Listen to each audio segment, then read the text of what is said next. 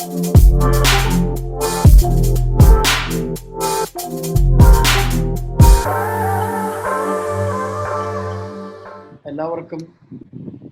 സ്വാഗതം. മ്യൂസിയത്തിന്റെ കേരള ലളിതകലാ അക്കാദമിയുമായി ചേർന്നിട്ടുള്ള വെബിനാറിലേക്ക് ഏവരെയും സ്വാഗതം ചെയ്യുന്നു. ഇതിന്റെ ഒരു ആമുഖം അവതരിപ്പിക്കുന്നതിന് വേണ്ടി കേരള ലളിതകലാ അക്കാദമിയുടെ ചെയർമാൻ നേമം പുഷ്പരാജിനെ ക്ഷണിക്കുന്നു. നമസ്കാരം. വളരെ സന്തോഷപൂർവ്വം എല്ലാവരെയും സ്വാഗതം ചെയ്യുന്നു. കേരള ലളിതകലാ അക്കാദമി മ്യൂസിയം ആയിട്ട് ചേർന്ന് നടത്തുന്ന ഈ പ്രോഗ്രാം ശരിക്കും കേരളത്തിലെ പ്രധാനപ്പെട്ട ഗാലറികൾ കേന്ദ്രീകരിച്ചുകൊണ്ട് അക്കാദമി കുറെ നാളുകളായി നടത്തി വരുന്ന ഒരു പ്രോഗ്രാമാണ് കലയുടെ ദർബാർ എന്നത്. അത് ഈ കോവിഡ് കാലത്ത് നമുക്കറിയുന്നത് പോലെ തന്നെ കണ്ടിന്യൂ ചെയ്ത് പോകാനുള്ള ബുദ്ധിമുട്ട് വരികയും അത് താൽക്കാലികമായി നിലയ്ക്കുകയും ചെയ്ത സാഹചര്യത്തിലാണ് ശ്രീ ഡോക്ടർ അജിത്ത് ഇങ്ങനെ ഒരു സജഷൻ മുന്നോട്ട് വെക്കുകയും ഡോക്ടർ അജിത്തിന്റെ നേതൃത്വത്തിലുള്ള മ്യൂസിയവുമായി ചേർന്നുകൊണ്ട് ഈ ഒരു പ്രോജക്റ്റ് മുന്നോട്ട് കൊണ്ടുപോകാൻ തീരുമാനിക്കുകയും ചെയ്യുകയായിരുന്നു. ഇവിടെ ഏറ്റവും വളരെ സന്തോഷമുള്ള ഒരു കാര്യം എന്ന് പറയുന്നത് കേരളത്തിലെ ഏറ്റവും പ്രമുഖരായിട്ടുള്ളവർ പങ്കെടുക്കുന്ന ഒരു വെബ് സെമിനാറാണ്. വെബ് സെമിനാർ നടക്കുന്നു എന്നുള്ളത് തന്നെ ഏറ്റവും സന്തോഷം ഉണ്ടാക്കുന്നുണ്ട്. ഇന്ത്യയിലെ തന്നെ പ്രമുഖനായ ശില്പിയും ചിത്രകാരനുമായ മുൻ കോളേജ് ഓഫ് ഫൈൻ ആർട്സ് പ്രിൻസിപ്പളുമായ ശ്രീ NN റിംസൺ പങ്കെടുക്കുന്നുണ്ട്. കലാചരിത്രകാരിയും കലാ അധ്യാപികയുമായ ഗ്രന്ഥകാരിയുമായ കവിതാ ബാലകൃഷ്ണൻ പങ്കെടുക്കുന്നുണ്ട്. ഏറ്റവും മികച്ച ഒരു ചിത്രകാരൻ ശ്രീ ടോം ജെ വട്ടക്കുഴി, ഇതിനുള്ളിൽ ഞങ്ങളുടെ അക്കാദമി മെമ്പർ കൂടിയായിട്ടുള്ള നിർവാഹക സമിതി അംഗം കൂടിയായിട്ടുള്ള ശ്രീ ടോം ജെ വട്ടക്കുഴി പങ്കെടുക്കുന്നുണ്ട്. പ്രമുഖ ശില്പി ഹോച്ച്മീൻ, അദ്ദേഹം ലളിതകലാ അക്കാദമിയുടെ ഒരു ശില്പം ഇപ്പോൾ പൂർത്തീകരിച്ച് കഴിഞ്ഞിട്ടേ ഉള്ളൂ. ഒരു സ്കൂൾ ശില്പ പദ്ധതിയുടെ ഭാഗമായി അദ്ദേഹം ചെയ്യുന്ന ഒരു ശില്പമാണ് പാലിയത്ത്. എറണാകുളത്ത് പാലിയത്ത് അദ്ദേഹം ചെയ്ത ശില്പം ഇപ്പോൾ പൂർത്തിയായി കഴിഞ്ഞിരിക്കുന്ന ഒരു സമയമാണ്. കോവിഡ് സമയമായതുകൊണ്ട് മാത്രമാണ് അതിന്റെ ഉദ്ഘാടനം നീണ്ടുപോകുന്നത്. അധികം താമസിക്കാതെ തന്നെ അതിന്റെ ഉദ്ഘാടനം നടക്കുന്നതാണ്. അപ്പോൾ ഹോച്ച്മീനുണ്ട്. ഇത് മോഡറേറ്റ് ചെയ്യുന്നത് കേരളത്തിൽ തന്നെ ഏറ്റവും പ്രമുഖനായിട്ടുള്ള പ്രഭാഷകനും കലാ അധ്യാപകനും കലാചരിത്രകാരനുമായിട്ടുള്ള ശ്രീ ചന്ദ്രൻ TV ആണ്. ഇത്രയും പേരടങ്ങുന്ന ഒരു വലിയ ഒരു ഗ്രൂപ്പ് ഇതിനകത്ത് പങ്കെടുക്കുന്നു എന്നത് അക്കാദമിയെ സംബന്ധിച്ചിടത്തോളം അഭിമാനകരമാണ്. ഇതിന് ആദ്യം നന്ദി പറയേണ്ടത് ഡോക്ടർ അജിത്തിനോടാണ്. അദ്ദേഹമാണ് ഇങ്ങനെ ഒരു പ്രപ്പോസൽ മുന്നോട്ട് വെക്കുകയും തീർച്ചയായിട്ടും സ്വാഗതാർഹമാണ് എന്നുള്ളത് കൊണ്ട് അക്കാദമി അതിനോട് പങ്കുചേരുകയാണ് ചെയ്തത്. എല്ലാവരെയും സ്വാഗതം ചെയ്യുന്നു. ഇതൊരു തുടർന്ന് കൊണ്ടുപോകാൻ നമ്മൾ ആഗ്രഹിക്കുന്നുണ്ട്. എല്ലാവരുടെയും സഹകരണം പ്രതീക്ഷിക്കുന്നു. നന്ദി, നമസ്കാരം. Thank you, Nemam Pushparaj, and good evening all. I'll be having a short intro. ഞാൻ ഇടയ്ക്ക് ഒന്ന് പറഞ്ഞോട്ടെ, ഞാൻ യാത്രയിലാണ്. ഇപ്പൊ ഞാനൊന്ന് പുറത്തിറങ്ങി നിന്നേ ഉള്ളൂ. ഞാൻ യാത്രയിൽ തന്നെ ഉണ്ടാവും, ഇതിന്റെ കൂടെ തന്നെ ഉണ്ടാവും. ഓക്കെ. Good evening. തുടരാം. A museum aims to introduce the new age philosophy, art science. We have been tend to consider art and science traveling in two different and parallel ways, which never going to meet. The new age philosophy, art science, is looking for the merge of these parallels at the level of creativity. Creativity seems to be the core of both art and science. A museum art science is the premier institution in India working on this philosophy and has been organizing programs to promote scientific temper and aesthetic values in the society. Sharing Thoughts is a series of talks, discussions, and presentations on art and or science. In its 7th edition, this webinar brings 3 contemporary artists and 2 art historians to discuss the future of art practices, especially considering the post-COVID world scenario. This webinar is organized as a part of Kalayude Darbar, a monthly program of Kerala Lalitakala Academy. Museum welcome Nemam Pushparaj, Chairman of Kerala Lalitakala Academy, the panelists and the participants of the webinar, and the viewers in Facebook. Let me introduce all of our panels in a few words. NN Rimson. N.N. Rimson's works have been exhibited at institutions worldwide, including the National Museum in Seoul, Belgium, Sydney, New York, Taiwan, Mumbai, Delhi, Amsterdam, Mexico, etc. He has participated in the 5th Beijing International Art Biennale, 2nd Asia Pacific Triennial of Contemporary Art, Queensland Art Gallery, Brisbane, Australia, South Korea, then Biennale, South Korea. Rimson earned a Bachelor of Fine Arts in Sculpture from the College of Fine Arts, Trivandrum, Masters in Fine Arts in Sculpture in MS University, Baroda, and a Master's Arts from Royal College of Art, London. He lives and works in Trivandrum, Kerala. Welcome, Sri N.N. Rimson. Chandran TV is going to moderate this session. Chandran TV earned Masters in Fine Arts from Fine Arts History from MS University of Baroda and holds National Education Test net in visual arts. His works include Ritual as Ideology, Text and Context in Prayer, published by Indira Gandhi National Center for Arts, New Delhi, Art and Culture, Critical Studies on Contemporary Art, that's forthcoming by the State Institute of Languages. He has presented papers variously at the national and international seminars and has been contributing to the periodicals on art and related topics since 1995. He also has participated in many group art shows, including Introspection, Upstream, Burnt, November View, Turns, Returns, and also in Arteria, the famous public art mural art project at Trivandrum. Presently, he is working as the lecturer in art history at College of Fine Arts, Trivandrum. Welcome, Sri Chandran TV. Tom J. Vatakuri. Tom had his education from MS University, Baroda and Vishwabharati University, Shantiniketan. Also UGC NET examination for lectureship in the subject of visual art. He is a prominent figure in the field of visual art and has participated in over 40 group exhibitions in India and abroad. He was awarded in 1997 and 1998 by the IFX, All India Fine Arts and Craft Society, Delhi, Lalita Kala Academy Award in 1997, highly commended certificate, Kerala Lalita Kala Academy 1996, and is a holder of National Scholarship, Ministry of Human Resource Development, India, and Haran Das Award, Academy of Fine Arts, Calcutta. He lives and works in Kerala. Welcome, Tom J. Vatakuri. Kavita Balakrishnan. Kavita is an artist, visual poet, and artist based in Kerala, India. She finds her artistic language at the generic crossroads of the disciplines of art, art history, and narrating the micro-histories. She has MFA in art history from MS University, Baroda. Her area of PhD work is the illustrated print culture in India, specifically periodicals in Malayalam language. Since 2000, Kavita engages with the changing scenario of practicing, writing and educating art and art history in India, contributing critical reviews in both Malayalam and English. Her articles were widely published in major Indian journals, art like Marg, Art and Deal, Take on Art, and also in the peer-reviewed Journal of Illustration Research Intellect, London. She has 3 collections of Malayalam poetry to her credit. Collaborating with Charlie Hilary Holt, she has been exhibiting artworks at various locations like Mersbank, Cumbria, UK, Manchester Metropolitan University, Fort Kochi, and has done experimental displays at various poetry festivals in Kerala.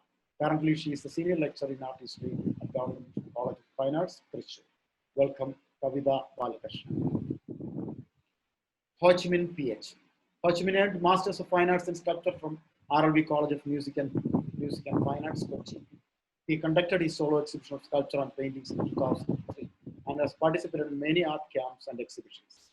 He also has become an active part of many art organizations and movements of the state. He lives and works in Ernakulam. Welcome, Ho Chi Minh PH. In the end of the panelist discussion, all the attendees of the webinar may join the question and answer session through audio or video. Interested are requested to click raise hand option at the end of the panelist session. 1 minute time will be dedicated to ask each question. Please mute your mic unless you are invited to speak. Welcome once again all the panelists, all the viewers for the webinar organized by Kerala Lalita Kala Academy and AMUSEUM. Now I should welcome Chandran TV to continue, moderate and present the topic. Thank you. Thank you, Mr. Ajit, for your thumping introduction.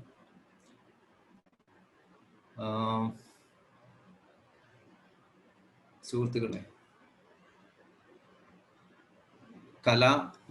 കലാലോകം പുനർവിചിന്തനത്തിന്റെ സാധ്യതകൾ അത് നമ്മളെല്ലാവരും ഊഹിക്കുന്നത് പോലെ തന്നെ ഒരു മഹാമാരിയുടെ പശ്ചാത്തലത്തിലാണ് അത്തരമൊരു വിഷയം ഇവിടെ തിരഞ്ഞെടുക്കപ്പെട്ടത് എന്നറിയാം.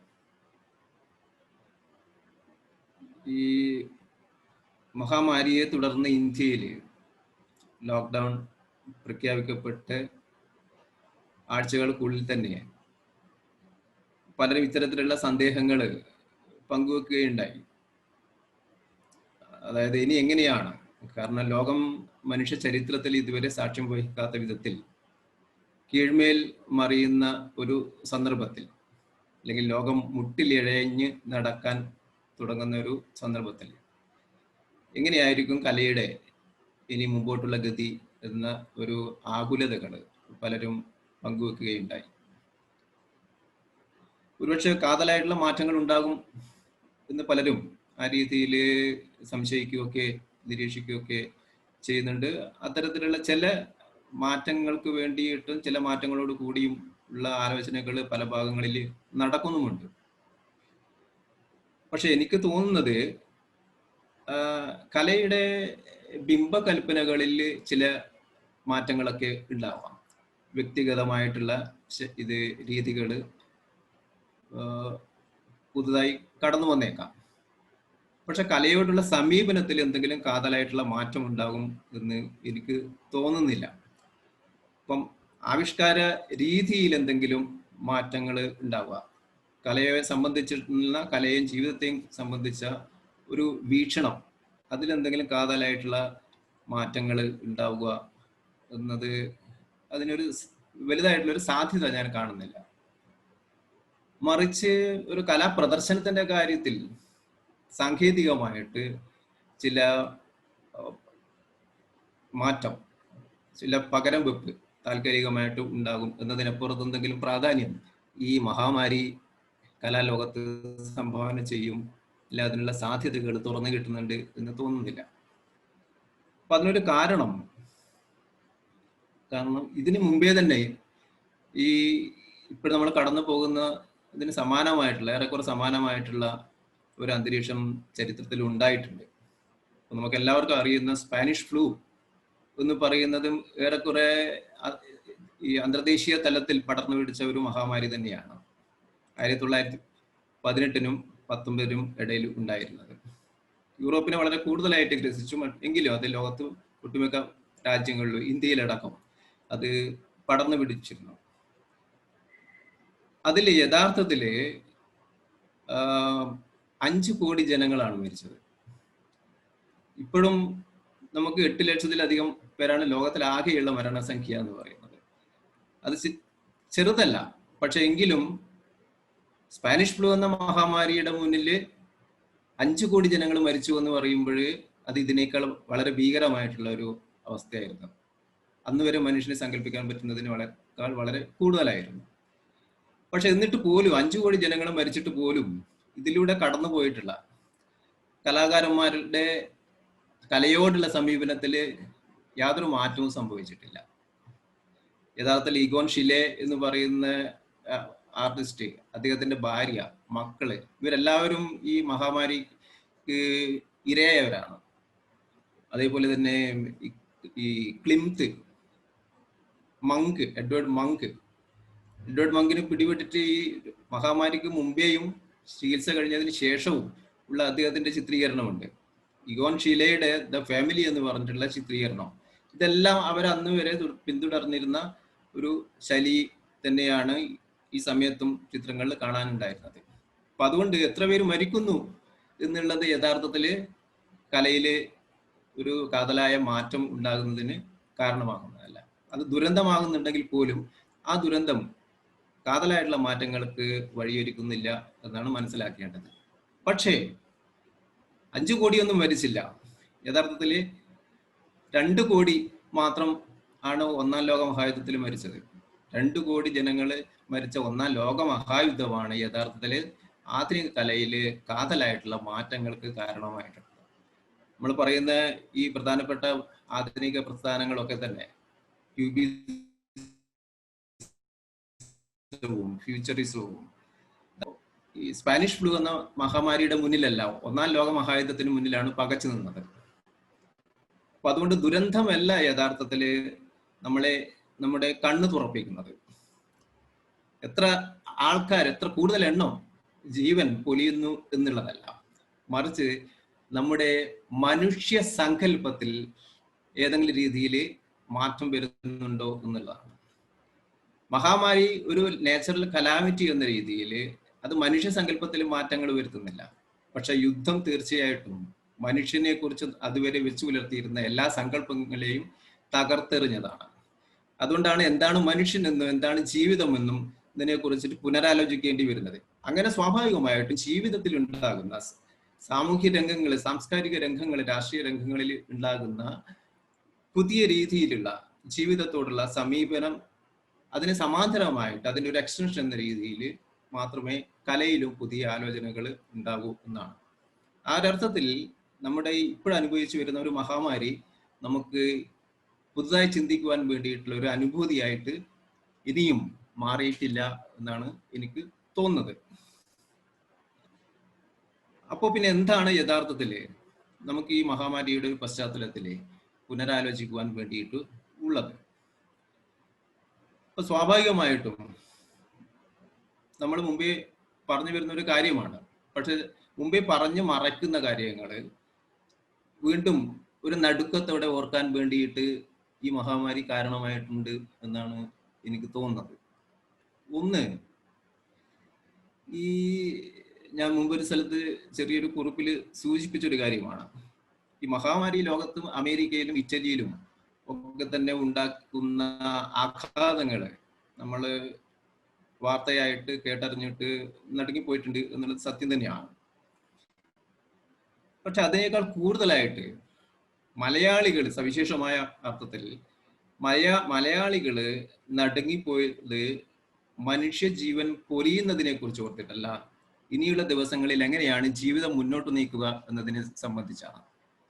ആ ഒരു സന്ദർഭം നമുക്ക് മുന്നിൽ വന്നു ചേർന്നത് ഈ എല്ലാ സ്റ്റേറ്റുകളിലും ഈ ലോക്ക്ഡൗൺ അതാത് സംസ്ഥാനങ്ങളില് അതാത് പ്രദേശങ്ങളിൽ കൂടുതൽ കാർക്കശ്യത്തോടു കൂടി തുടങ്ങിയപ്പോൾ അതിർത്തികൾ അടച്ചിട്ടതിന് തുടർന്ന് നമുക്ക് ദൈനംദിന ആവശ്യങ്ങൾക്ക് ആവശ്യമായ ഭക്ഷ്യധാന്യങ്ങൾ, ഭക്ഷ്യസാധനങ്ങൾ, പച്ചക്കറികൾ കേരളത്തിലേക്ക് വരുന്നതിന് നിലച്ചു പോവുകയും ചെയ്യുകയുണ്ടായി. അപ്പൊ അതോട് കൂടിയിട്ടാണ് എങ്ങനെയാണ് ഇനി അങ്ങോട്ട് മുന്നോട്ട് പോകുക, ഭക്ഷണം കഴിക്കാതെ എങ്ങനെയാണ് എങ്ങോട്ട് പോവുക. അപ്പൊ ദൈനംദിന ജീവിതത്തിൽ മുന്നിലുള്ള ഒരു വലിയൊരു ചോദ്യചിഹ്നമായിട്ട് അത് മാറുകയും, അപ്പോഴാണ് മുമ്പ് പലതവണ നമ്മൾ കേട്ട് പതിഞ്ഞ ഒരു ആശയം, അതായത് കേരളം ഒരു കൺസ്യൂമർ സൊസൈറ്റിയാണ് എന്ന് പറയുന്നത്, ഒരു ഉപഭോഗ സമൂഹമാണ് എന്ന ഒരു വെളിപാട് വീണ്ടും നമ്മുടെ തലയിൽ വന്ന് മുട്ടുന്നത്, നമ്മുടെ ചിന്തയിൽ വന്ന് മുട്ടുന്നത് എന്ന് പറയാം.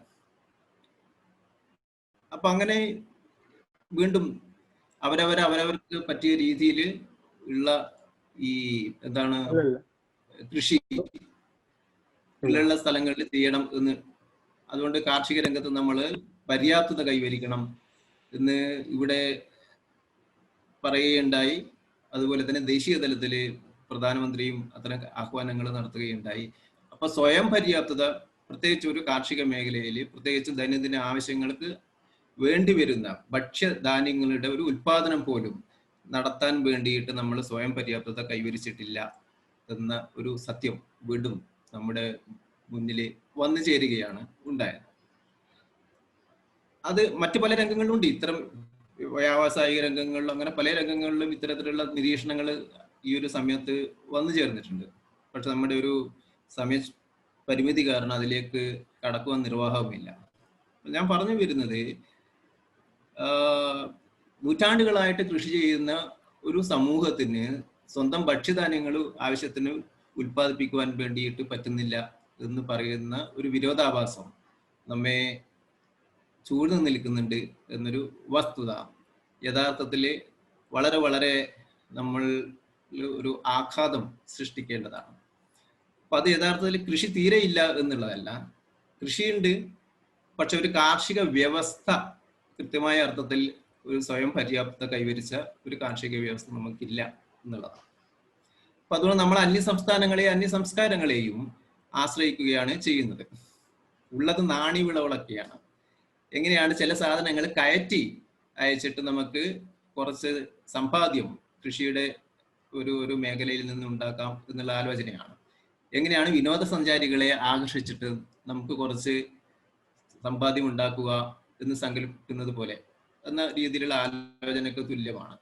പക്ഷെ ഇത് യഥാർത്ഥത്തിൽ ഒറ്റപ്പെട്ട കാര്യമല്ല, മറിച്ച് ഈ കലയിൽ ഇത്തരം സമാനമായിട്ടുള്ള ഒരു അവസ്ഥയുണ്ട് എന്നാണ് മനസ്സിലാക്കേണ്ടത്. കാരണം നമ്മൾ ഇപ്പൊ കലാലോകം പുനർവിചിന്തനത്തിന്റെ സാധ്യതകൾ എന്ന് പറയുമ്പോഴേ കലാലോകം എന്ന് പറയുന്നത് കൃത്യമായ അർത്ഥത്തിൽ കേരളത്തിലുണ്ടോ എന്നുള്ളത് തന്നെ നമ്മളൊന്ന് പുനരാലോചിക്കേണ്ടതുണ്ട്. കാരണം സാഹിത്യ ലോകം എന്ന് പറയുന്നതിൽ ഒരു ബഹുഭൂരിപക്ഷം പങ്കാളിത്തം എന്ന് പറയുന്നത് വായനക്കാരുടേതാണ്. ഇപ്പൊ സിനിമാ ലോകത്തിലെ ഒരു പ്രധാനപ്പെട്ട ഒരു പങ്ക് എന്ന് പറയുന്നത് അതിനെ കോൺസ്റ്റിറ്റ്യൂട്ട് ചെയ്യുന്നത്, ഈ ഫിലിം വേൾഡ് എന്ന് പറയുന്നതിനെ കോൺസ്റ്റിറ്റ്യൂട്ട് ചെയ്യുന്നത് പ്രേക്ഷകരാണ്, കാണികളാണ്. അപ്പൊ ആ ഒരർത്ഥത്തിൽ യഥാർത്ഥത്തിൽ ഈ സാഹിത്യ ലോകം സിനിമാ ലോകത്തിന് സമാനമായിട്ട് ഒരു കലാലോകം ഇവിടെയുണ്ടോ എന്നുള്ളതാണ് സംശയം. അപ്പൊ അതുകൊണ്ട് ഞാൻ പ്രധാനപ്പെട്ട ഒരു പോയിന്റ് കൂടി സൂചിപ്പിച്ചുകൊണ്ട് നിർത്താം. ഈ ഞാൻ പറഞ്ഞു വരുന്നിടത്തിൽ എൻ്റെ ഒരു നിരീക്ഷണത്തിൽ കലാലോകം ഇല്ലാതിരിക്കുന്ന ഒരു സാഹചര്യത്തിൽ ആണ് നമ്മൾ മറ്റ് രീതിയിലുള്ള ചില കലാസംബന്ധിയായിട്ടുള്ള ഗ്രാൻഡ് ഇവന്റുകൾ സംഭവിക്കുകയും അങ്ങനെ ഇവിടെയും കല ഇറക്കുമതി ചെയ്യുന്ന ഒരു അവസ്ഥയുണ്ട്. നമുക്ക് ആവശ്യമായിട്ടുള്ള കാർഷിക വിഭവങ്ങൾ ഇറക്കുമതി ചെയ്യുന്നത് പോലെ തന്നെ, അന്യ സംസ്ഥാനങ്ങളിൽ നിന്ന് ഇറക്കുമതി ചെയ്യുന്നത് പോലെ തന്നെ ഈ കലാവസ്തുക്കൾ, ആർട്ടിഫാക്റ്റുകൾ, അതുപോലെ തന്നെ കലയുടെ സംബന്ധിച്ച പുതിയ ആശയങ്ങൾ, അവയോടുള്ള പുതിയ സമീപനങ്ങൾ, ഇതും ഇവിടെ ഇറക്കുമതി ചെയ്യുന്ന ഒരു അവസ്ഥയാണുള്ളത്. അപ്പൊ അങ്ങനെ ഇറക്കുമതി ചെയ്യുകയും ഇവിടെ ഒരു പ്രാദേശികമായിട്ടുള്ള ഒരു കലാ സംസ്കാരം വളർന്നു വരുന്നതിന് ആവശ്യമായിട്ടുള്ള യാതൊരു ആലോചനകളും പരിപാടികളും ഇതുവരെയായിട്ട് നമുക്ക് ഏറ്റെടുക്കുവാൻ വേണ്ടിയിട്ട് കഴിഞ്ഞിട്ടില്ല എന്ന ഒരു വിരോധാഭാസം കൂടിയുണ്ട്. എന്തായാലും ഞാൻ ഇവിടെ നിർത്തുന്നു. തുടർന്ന് വരുന്ന അവതാരകർക്ക് ഇതിനോട് ഈ വിയോജിപ്പ് പ്രകടിപ്പിക്കുകയോ കൂട്ടിച്ചേർക്കുകയോ ചെയ്യുവാം. ഞാൻ എല്ലാവരെയും സ്വാഗതം ചെയ്യുന്നു. ഒപ്പം അടുത്തതായിട്ട് വിഷയം അവതരിപ്പിക്കുവാൻ വേണ്ടി പ്രൊഫസർ എൻ റിംസനെ ക്ഷണിക്കുന്നു. ഞാൻ ചന്ദ്രൻ പറഞ്ഞെടുത്ത് നിന്ന് തന്നെ തുടങ്ങാം എന്ന് വിചാരിക്കുന്നു. അതിൽ എനിക്ക് ഇതിൻ്റെ തോന്നിയിട്ടുള്ള ചില കാര്യങ്ങൾ അല്ലെങ്കിൽ എൻ്റെ ചില നിരീക്ഷണങ്ങൾ ഞാൻ നിങ്ങളോട് പങ്കുവെക്കുന്നുള്ളൂ. അതിൽ പ്രത്യേകിച്ച് ഒരു കാര്യം, നമ്മൾ COVID-19 അത് നമ്മുടെ മുമ്പിൽ പ്രത്യക്ഷപ്പെടുന്നത്, നമ്മൾ അതിനെക്കുറിച്ച് അറിയുന്നത് ഒരു പക്ഷേ ഡിസംബർ മുതലേ അറിയാമെങ്കിലും നമ്മുടെ നാട്ടിൽ ഇത് പ്രത്യക്ഷപ്പെടുന്നത് ഒരു ജനുവരി അവസാനത്തോടു കൂടിയാണ്. അപ്പോഴും നമ്മൾ കാര്യമായ ഗൗരവത്തോടു കൂടി വാസ്തവത്തിൽ അതിനെ കണ്ടില്ല. അത് വേറെ എവിടെയോ നടക്കുന്ന ഒരു കാര്യം മാത്രമായിട്ടാണ് നമ്മൾ കണ്ടത്. പക്ഷേ ഇത് ഇവിടെ വരികയും പക്ഷെ അതിനോടനുബന്ധിച്ച് ഉണ്ടായിട്ടുള്ള കാര്യങ്ങൾ ഇപ്പോൾ ഓൾറെഡി ചന്ദ്രനും അതുപോലെ നമുക്കെല്ലാം അറിയാവുന്ന പോലെ ഒരുപാട് ആർട്ടിക്കിൾസും അതുപോലെ ഒരുപാട് ആളുകളെ സംബന്ധിച്ചുള്ള ലേഖനങ്ങൾ എഴുതിയിട്ടുണ്ട്. പല ലേഖനങ്ങൾ നമ്മൾ വായിക്കുകയുണ്ടായിട്ടുണ്ട്. പക്ഷെ അതിൻ്റെ ഒരു വെളിച്ചത്തിൽ എനിക്ക് തോന്നുന്ന ഒരു കാര്യം എന്ന് പറഞ്ഞാൽ, ഈ കോവിഡിന് മുമ്പുള്ള ഒരു കാലത്ത് നമ്മൾ സൂക്ഷിച്ചിരുന്ന ഒരു വലിയ ഒരു ആത്മവിശ്വാസം ഉണ്ട്. എന്ന് പറഞ്ഞാൽ നമ്മുടെ സയൻസും അതുപോലെ തന്നെ ഫ്രീ തിങ്കിങ്ങും ഒക്കെ ചേർന്ന് നമുക്ക് ഒട്ടുമിക്ക എല്ലാ പ്രശ്നങ്ങൾക്കും ഒരു പരിഹാരം കണ്ടെത്താൻ കഴിയും എന്നുള്ള ഒരു വലിയ ആത്മവിശ്വാസം നമുക്ക് ഉണ്ടായിരുന്നു അതുവരെ. കാരണം സയൻസിൻ്റെയും മറ്റുമൊക്കെ പുരോഗതി, അതിൻ്റെ പ്രോഗ്രസ് ആ രീതിയിലാണ് ഗ്രാഫ് ചെയ്യപ്പെട്ടിട്ടുള്ളത്. മറ്റൊരു രീതിയിൽ പറഞ്ഞു കഴിഞ്ഞാൽ ഇപ്പോൾ ആരോഗ്യ മേഖലയിലുള്ള പ്രശ്നങ്ങൾ, ആരോഗ്യ മേഖലയിലുള്ള സേവനങ്ങൾ അല്ലെങ്കിൽ അതിൽ നമ്മൾ അച്ചീവ് ചെയ്തിട്ടുള്ള നേട്ടങ്ങൾ, അതിലൂടെ നമുക്ക് രോഗങ്ങളെ ഒരു പരിധി വരെ മാറ്റി നിർത്താൻ കഴിഞ്ഞിട്ടുണ്ട്. അതിനേക്കാൾ കൂടുതലായിട്ട് പറയുകയാണെങ്കിൽ ഈവൻ മരണത്തെ വരെ നമുക്ക് മാറ്റാൻ കഴിയും എന്നുള്ള ഒരു ആത്മവിശ്വാസം ഉണ്ടായിരുന്നു. അപ്പൊ ഈ മരണം എന്ന് പറയുന്നത് തന്നെയാണ് വാസ്തവത്തിൽ വേറൊരു തരത്തിൽ പറഞ്ഞു കഴിഞ്ഞാൽ മനുഷ്യന്റെ അല്ലെങ്കിൽ മനുഷ്യന്റെ ചരിത്രത്തിൽ അവനെ ഏറ്റവും അധികം ആടപ്പെട്ടിട്ടുള്ള ഒരു യാഥാർത്ഥ്യം. അത് ഉയർത്തുന്ന പ്രഹേളികയാണ്. അത് തന്നെയാണ് നമ്മുടെ സാംസ്കാരിക രംഗത്തെ ഇതിന്റെ ഒരു പ്രധാനപ്പെട്ട ഘടകമായിട്ട് പ്രവർത്തിച്ചിട്ടുള്ളത്. മതങ്ങളും സാഹിത്യവും ചിത്രകലയും എല്ലാം തന്നെ അഡ്രസ്സ് ചെയ്തിട്ടുള്ള ഒരു പ്രധാന ഇഷ്യൂ തന്നെ അതാണ്. അപ്പൊ അത് വീണ്ടും നമ്മുടെ ഇടയിലേക്ക് ഈ കൊറോണ വൈറസിന്റെ രൂപത്തിൽ കടന്നു വരുമ്പോൾ ഉണ്ടാകുന്ന ഒരു ഞെട്ടല് അതൊരു വശത്ത് നിലനിൽക്കുന്നു. മറിച്ച് അതുപോലെ തന്നെ അത് സൃഷ്ടിച്ചിട്ടുള്ള വേറൊരു വശം, ഇപ്പോൾ നേരത്തെ പറഞ്ഞതുപോലെ നമ്മുടെ ഈ ഒരു സ്വയം പര്യാപ്തത നമുക്ക് നഷ്ടപ്പെട്ടു, അല്ലെങ്കിൽ നമുക്ക് എങ്ങനെ സർവൈവ് ചെയ്യാം എന്നുള്ള അതിനെക്കുറിച്ചുള്ള ആകാംക്ഷ.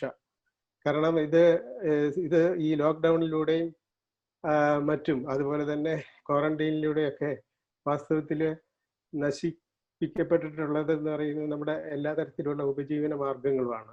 നമ്മുടെ സാമ്പത്തിക രംഗം, അതുപോലെ നമ്മുടെ മറ്റെല്ലാ തരത്തിലുള്ള ഉപജീവന മാർഗങ്ങളും വാസ്തവത്തിൽ തകർന്നടിച്ചു.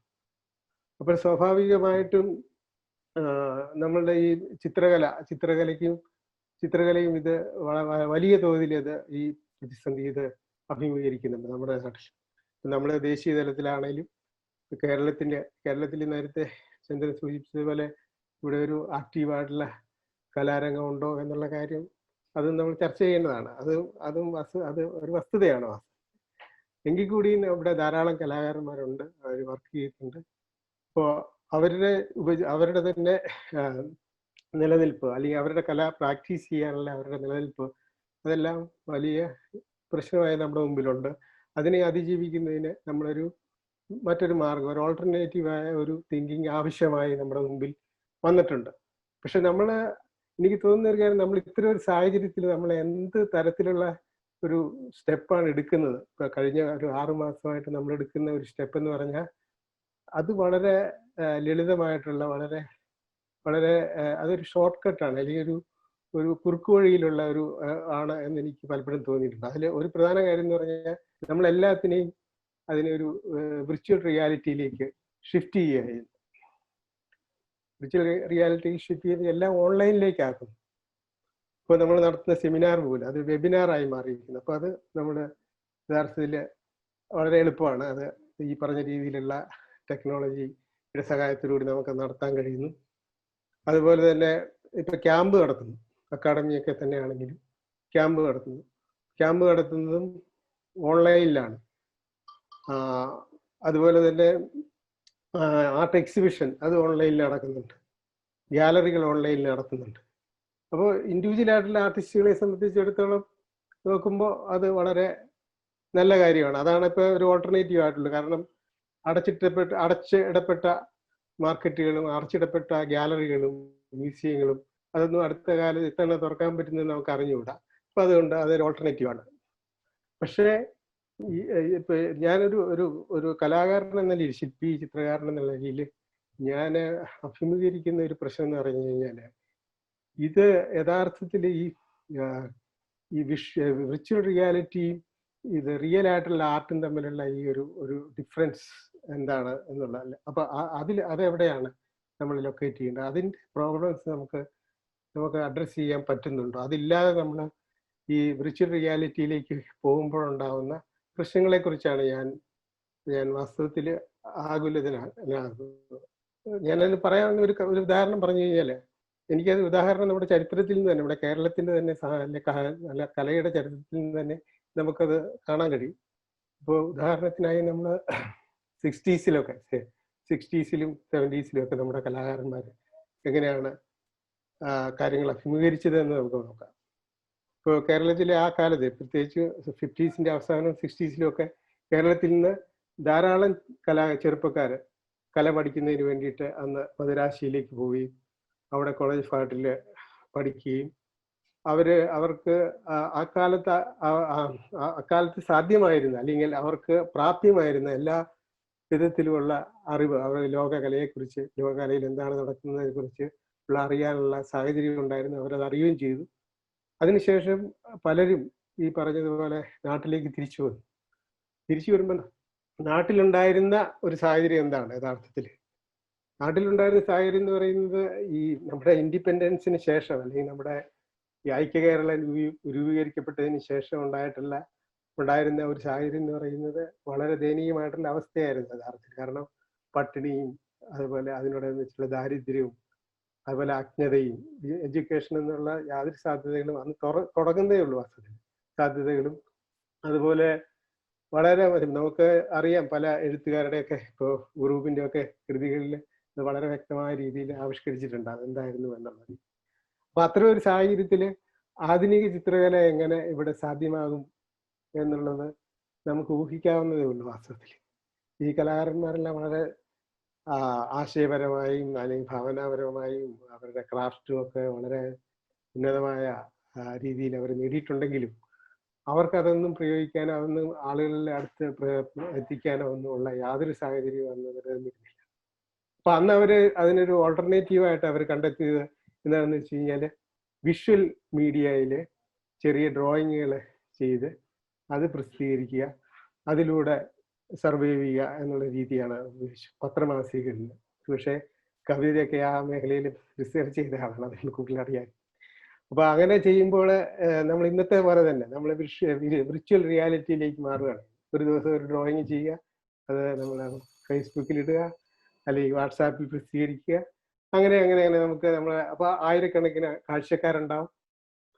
അതുപോലെ തന്നെയാണ് പഴയത്. ഇപ്പോൾ അന്നത്തെ ചിത്രകാരന്മാർക്ക് ആയിരക്കണക്കിന് പതിനായിരക്കണക്കിന് കാഴ്ചക്കാരുണ്ട് മാഗസീനിൽ ചിത്രങ്ങൾ കാണാനും, അവർക്ക് ആരാധകരുണ്ട്, അവരെ വലിയ രീതിയിൽ അപ്രിഷിയേറ്റ് ചെയ്യുന്ന ഒരു സംഭവം ഇവിടെ ഉണ്ടായിരുന്നു. പക്ഷെ ഇതെല്ലാം വാസ്തവത്തിൽ നടന്നത് ഈ നമ്മൾ ഈ പറയുന്ന ചിത്രകലയുടെയും ശില്പകലയുടെയും ടെറിട്ടറി അല്ലെങ്കിൽ അതിന്റെ മേഖലയിലാണ് വാസ്തവത്തിൽ അത് നടന്നത്. അതോടുകൂടി വാസ്തവത്തിൽ ഉണ്ടായി അങ്ങനെ ഒരു സംഭവം വാസ്തവത്തിൽ യഥാർത്ഥത്തിൽ കേരളത്തിൽ ഉണ്ടാവാതെ പോയി. യഥാർത്ഥത്തിലുള്ള ചിത്രകലയും യഥാർത്ഥത്തിലുള്ള റിയൽ ആയിട്ടുള്ള ചിത്രങ്ങളും ശില്പങ്ങൾക്ക് പകരം ഈ പറയുന്ന പ്രിന്റ് മീഡിയയിലുള്ള അല്ലെങ്കിൽ പ്രിന്റ് റിയാലിറ്റിയിലുള്ള ചിത്രങ്ങളും ശില്പങ്ങളുമായിട്ട് അത് മാറുകയാണ് ഉണ്ടായത്.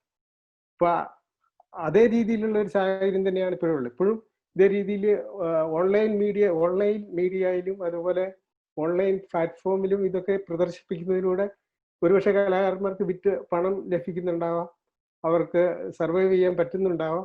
പക്ഷെ അൾട്ടിമേറ്റ്ലി എന്താണ് സംഭവിക്കുന്നത് വെച്ചിട്ടുണ്ടെങ്കിൽ നമ്മുടെ ചിത്രകലയുടെ അടിസ്ഥാനപരമായിട്ടുള്ള ഇഷ്യൂസ്, അതിൽ നിന്ന് ഇത് വളരെ അകന്നു പോകുന്ന ഒരു ഇഷ്യൂ ഇതിനകത്തുണ്ടാകുന്നുണ്ട്.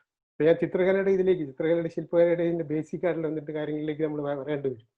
അപ്പൊ അതിന് നമ്മൾ പറയും സാറിന് ചിത്രങ്ങളും ശില്പങ്ങളും യഥാർത്ഥത്തിൽ ചിത്രം ഈവൻ ഫ്ലാറ്റ് ആണെങ്കിൽ കൂടി അതൊരു ഒബ്ജക്റ്റ് ആണ്. അതിൻ്റെ ഒരു ഒബ്ജക്റ്റ് ഹുഡ് അല്ലെങ്കിൽ അത് വളരെ പ്രധാനപ്പെട്ട ഒരു ഘടകമാണ് വാസ്തവത്തിൽ ഈ കലയുടെ വളരെ പ്രധാനപ്പെട്ട ഒരു സംഗതിയാണ്. അതുകൊണ്ടാണ് നമ്മൾ അതിനെ പ്ലാസ്റ്റിക് ആർട്ട് എന്ന് പറയുന്നത്. ചിത്രകലയും ശില്പകലയും പ്ലാസ്റ്റിക് ആർട്ട്. അത് പ്ലാസ്റ്റിക് ആയതുകൊണ്ടല്ല, അത് പ്ലാസ്റ്റിക് അതിൻ്റെ ആ മെറ്റീരിയൽ ക്വാളിറ്റി അല്ലെങ്കിൽ മെറ്റീരിയാലിറ്റി അതിൻ്റെ ഒരു പ്രധാനപ്പെട്ട ഘടകമാണ്.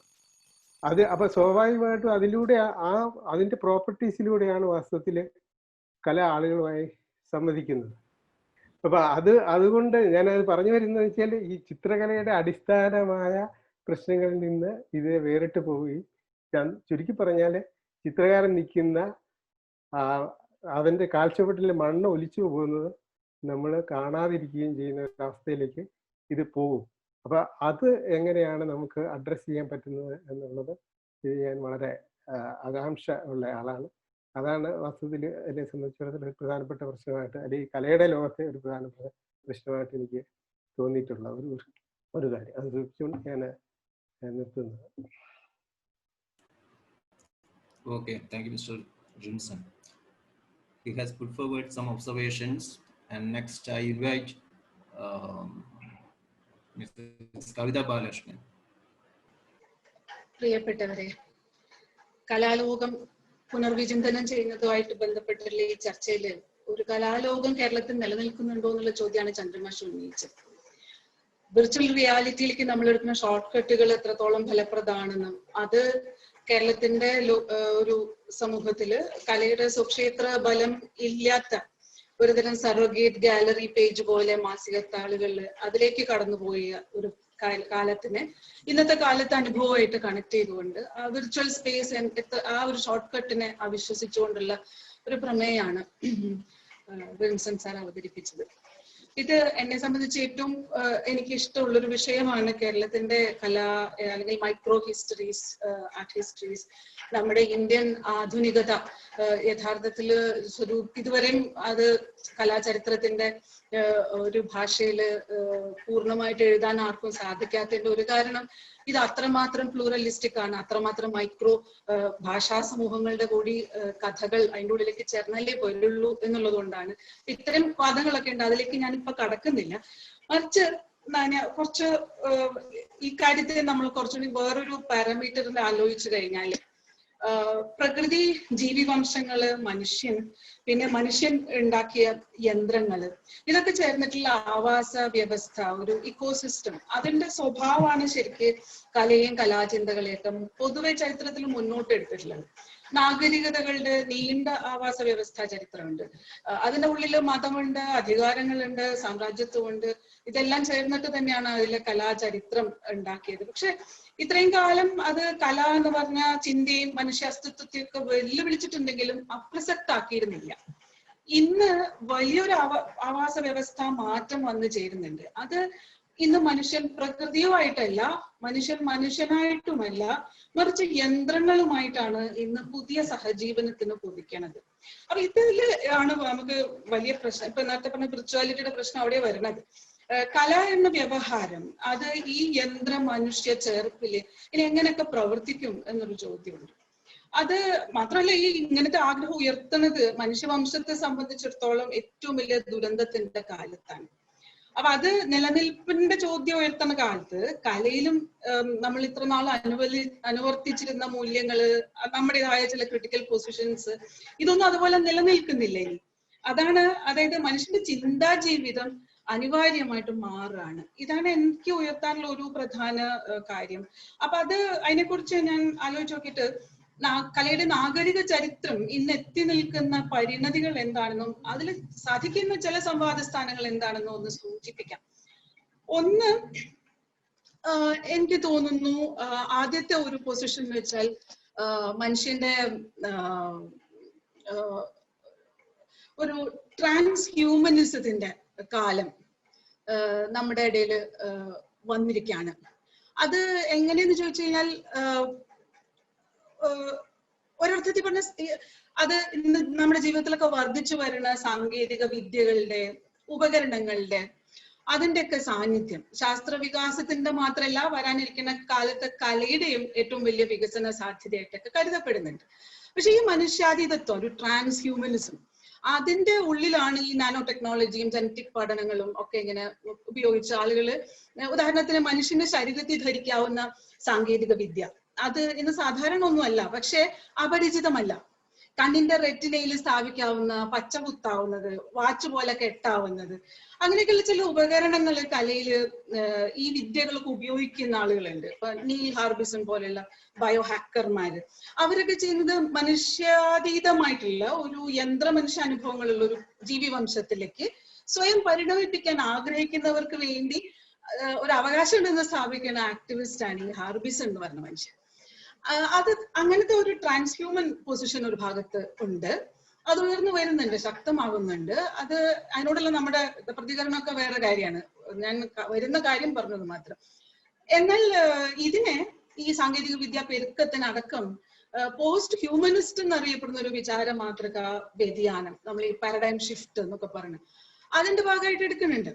അപ്പോ അത് കലയിൽ ഒരു പുതിയ മട്ട് ഒന്നുമല്ല, മനുഷ്യജീവിതത്തിന് ആകെ ബാധിക്കുന്ന ഭാവുകത്വ വിമർശനങ്ങളുടെ പുതിയ ദിശാബോധത്തിൽ പ്രവർത്തിക്കുന്ന ഒരു നെഗറ്റീവാണ് പോസ്റ്റ് ഹ്യൂമനിസം എന്ന് എനിക്ക് തോന്നുന്നു.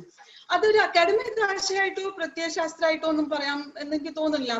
അത്രത്തോളം ഒരു ആഡംബരം ഇനി മനുഷ്യന്റെ തന്നെ ചിന്താജീവിതത്തിൽ ഉണ്ടോ എന്ന് എനിക്ക് സംശയമുണ്ട്. കാരണം ചിന്തയുടെ മനുഷ്യ കേന്ദ്ര സ്ഥായി നഷ്ടപ്പെടാണ്. നമ്മള് കലയെ മൊത്തം മനുഷ്യ കേന്ദ്ര സ്ഥായിയിൽ വെച്ചിരിക്കുകയല്ലായിരുന്നു. അത് ഹ്യൂമനിസം തൊട്ടിങ്ങോട്ട് ഇപ്പൊ മാനവികതാവാദത്തിന്റെ ഇതിലുണ്ടായിരുന്ന മനുഷ്യകർത്തൃത്വം എന്ന് വെച്ചാല് കലാചരിത്രത്തിൽ ഏറ്റവും പ്രാധാന്യമുള്ളതായിരുന്നു. അപ്പൊ അതിന്റെ ഒരു അടിസ്ഥാനം വെച്ചാൽ അത് ഭയങ്കര ആത്മപ്രശംസയുള്ള ഒരു സംഗതിയാണ്. അപ്പൊ അതിൽ വലിയ ദീർഘകാലമായിട്ട് അതിന്റെ അപരമായിട്ട് കണ്ടിരുന്നതാണ് പ്രകൃതി, ജീവജാലങ്ങള്, ലിംഗബലമർ, എന്ന് വെച്ചാൽ പ്ലൂറൽ ആയിട്ടുള്ള സെക്ഷുവാലിറ്റി ഐഡന്റിറ്റികൾ, അതൊക്കെ. അപ്പൊ ഇത്തരത്തില് ഒരു ഒരു ഹ്യൂമനിസത്തെ ക്രിട്ടിക്കൽ ആയിട്ട് കാണുന്ന ഒരു ഒരു കണ്ടീഷൻ, അത് നമുക്ക് പരിചയമുള്ളത് ഉത്തരാധുനികതയുടെ വിമർശ രീതി ശാസ്ത്രങ്ങളാണ്. അത് സമൂഹ ഘടനകളിൽ നടത്തിയ കുറെ കലർപ്പുകളുണ്ട്. നമുക്ക് അതിന്റെ തീണ്ടലുകൾ എന്ന് പറയാം. സ്ത്രീകൾ കടന്നു വരുന്നു, കറുത്തവർ കടന്നു വരുന്നു, പലതരത്തിലുള്ള സമൂഹത്തിന്റെ കലാപ്രസ്ഥാനങ്ങളെ, കലയുടെ ഗാലറി ഘടനകളെ തന്നെ മാറ്റി തീർത്ത, നേരത്തെ നമ്മൾ പറഞ്ഞ കലാലോകം എന്തെന്ന് ചോദിക്കുന്നതിന് പല അർത്ഥത്തിൽ മാറ്റി തീർത്ത ഒരു അഴിച്ചുപണി ഇവർ ചെയ്തിട്ടുണ്ട്. ഈ തീണ്ടലുകള് പോസ്റ്റ് ഹ്യൂമനിസത്തിന്റെ തത്വചിന്താപരമായിട്ടുള്ള ഒരു പരിസരമായിട്ട് വേണമെങ്കിൽ നമുക്ക് കാണാം. അത് പക്ഷെ ഈ കലർപ്പ് വല്ലാതെ തീണ്ടിയതുകൊണ്ടായിരിക്കും പോസ്റ്റ് ഹ്യൂമൻ അവസ്ഥകൾ ഇന്ന് മനുഷ്യനെ മാത്രമല്ല ഉൾക്കൊള്ളുന്നത്. അത് അപ്പൊ അതാണ് അടുത്തൊരു പോയിന്റ് ആലോചിച്ച് നോക്കുമ്പോൾ, അപരങ്ങളിലേക്കുള്ള മനുഷ്യന്റെ ഈ തുറവികള് ഉത്തരാധുനിക രീതി ശാസ്ത്രങ്ങൾ വഴി നമുക്ക് കിട്ടിയത്, അത് ജീവന്റെ ഒരു ആവാസ വ്യവസ്ഥയില് മനുഷ്യന് പ്രത്യേകിച്ചൊരു വ്യക്തിത്വം ഇല്ലാത്തൊരു കണ്ടീഷനിലേക്ക് കടക്കുമ്പോൾ പിന്നെ ഈ അപരങ്ങളിലേക്കുള്ള മനുഷ്യന്റെ തുറവികൾക്ക് കല എന്ന് പറഞ്ഞ അത്തരത്തിലുള്ള പരികല്പനയ്ക്ക് തന്നെ പിന്നെ എന്താ അർത്ഥം എന്ന് വേണമെങ്കിൽ നമുക്ക് ചോദിക്കാം. അപ്പോ ശരിക്കും ഹ്യൂമനിസത്തിൽ നിന്നും മനുഷ്യൻ എന്ന ഈ സവിശേഷ ചിന്താ വ്യക്തിത്വം ഒഴിവാകുമ്പോ ചിന്ത എന്ന് തന്നെ പറയുന്നതിന്റെ പ്രസക്തി നഷ്ടപ്പെടുകയാണെന്നുള്ള വിമർശനം അവിടെ ഉണ്ട്. പക്ഷെ കല അടിസ്ഥാനപരമായിട്ട് മനുഷ്യൻ ഉണ്ടാക്കിയതാണ്. അതുകൊണ്ട് മനുഷ്യന്റെ മാത്രം ഒരു ശ്രേഷ്ഠ ചിന്തയാണ്. കാരണം പുഴുവിന്റെ ശ്രേഷ്ഠ ചിന്തയിലെയും കല പെടുന്നില്ല. പുഴു, പൂച്ച, പ്രാണി അതൊക്കെ ജീവിതം നയിക്കും പോലെ തന്നെ മനുഷ്യൻ ജീവിക്കാണ്, ജീവിതത്തെ അടയാളപ്പെടുത്താണ്. ആ അടയാളം മനുഷ്യന്റെ മാനദണ്ഡത്തിൽ മാത്രം ശ്രേഷ്ഠാവും. ജൈവ ആവാസ വ്യവസ്ഥയിൽ ഇതിന് ഒരു പ്രത്യേക ശ്രേഷ്ഠതയൊന്നുമില്ല. ഇത് പലതിനോട് കലർന്നാണ് നിൽക്കുന്നത്. അതുകൊണ്ട് പോസ്റ്റ് ഹ്യൂമനിസ്റ്റ് അവബോധം എന്ന് പറയുന്നത് കലയിനെ ഇങ്ങനെ ഒറ്റപ്പെട്ട ശ്രേഷ്ഠ വസ്തു ആവാൻ അനുവദിക്കുന്നില്ല.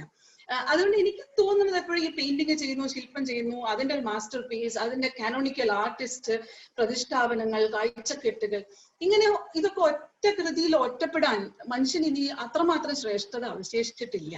ഇത് ഒരുപക്ഷെ ഈ പുതിയ ആവാസ വ്യവസ്ഥയിലേക്കുള്ള കടക്കലില് സംഭവിക്കുന്ന ഈ പറയുന്ന ഡിജിറ്റൽ ലോകം, ഈ വിർച്വൽ ലോകം നമുക്ക് തരുന്ന ഈ കലർപ്പുകളുടെ അങ്ങേ അറ്റത്ത് മനുഷ്യന്റെ തന്നെ കേന്ദ്രഭാവം നഷ്ടപ്പെടുന്നുണ്ട്.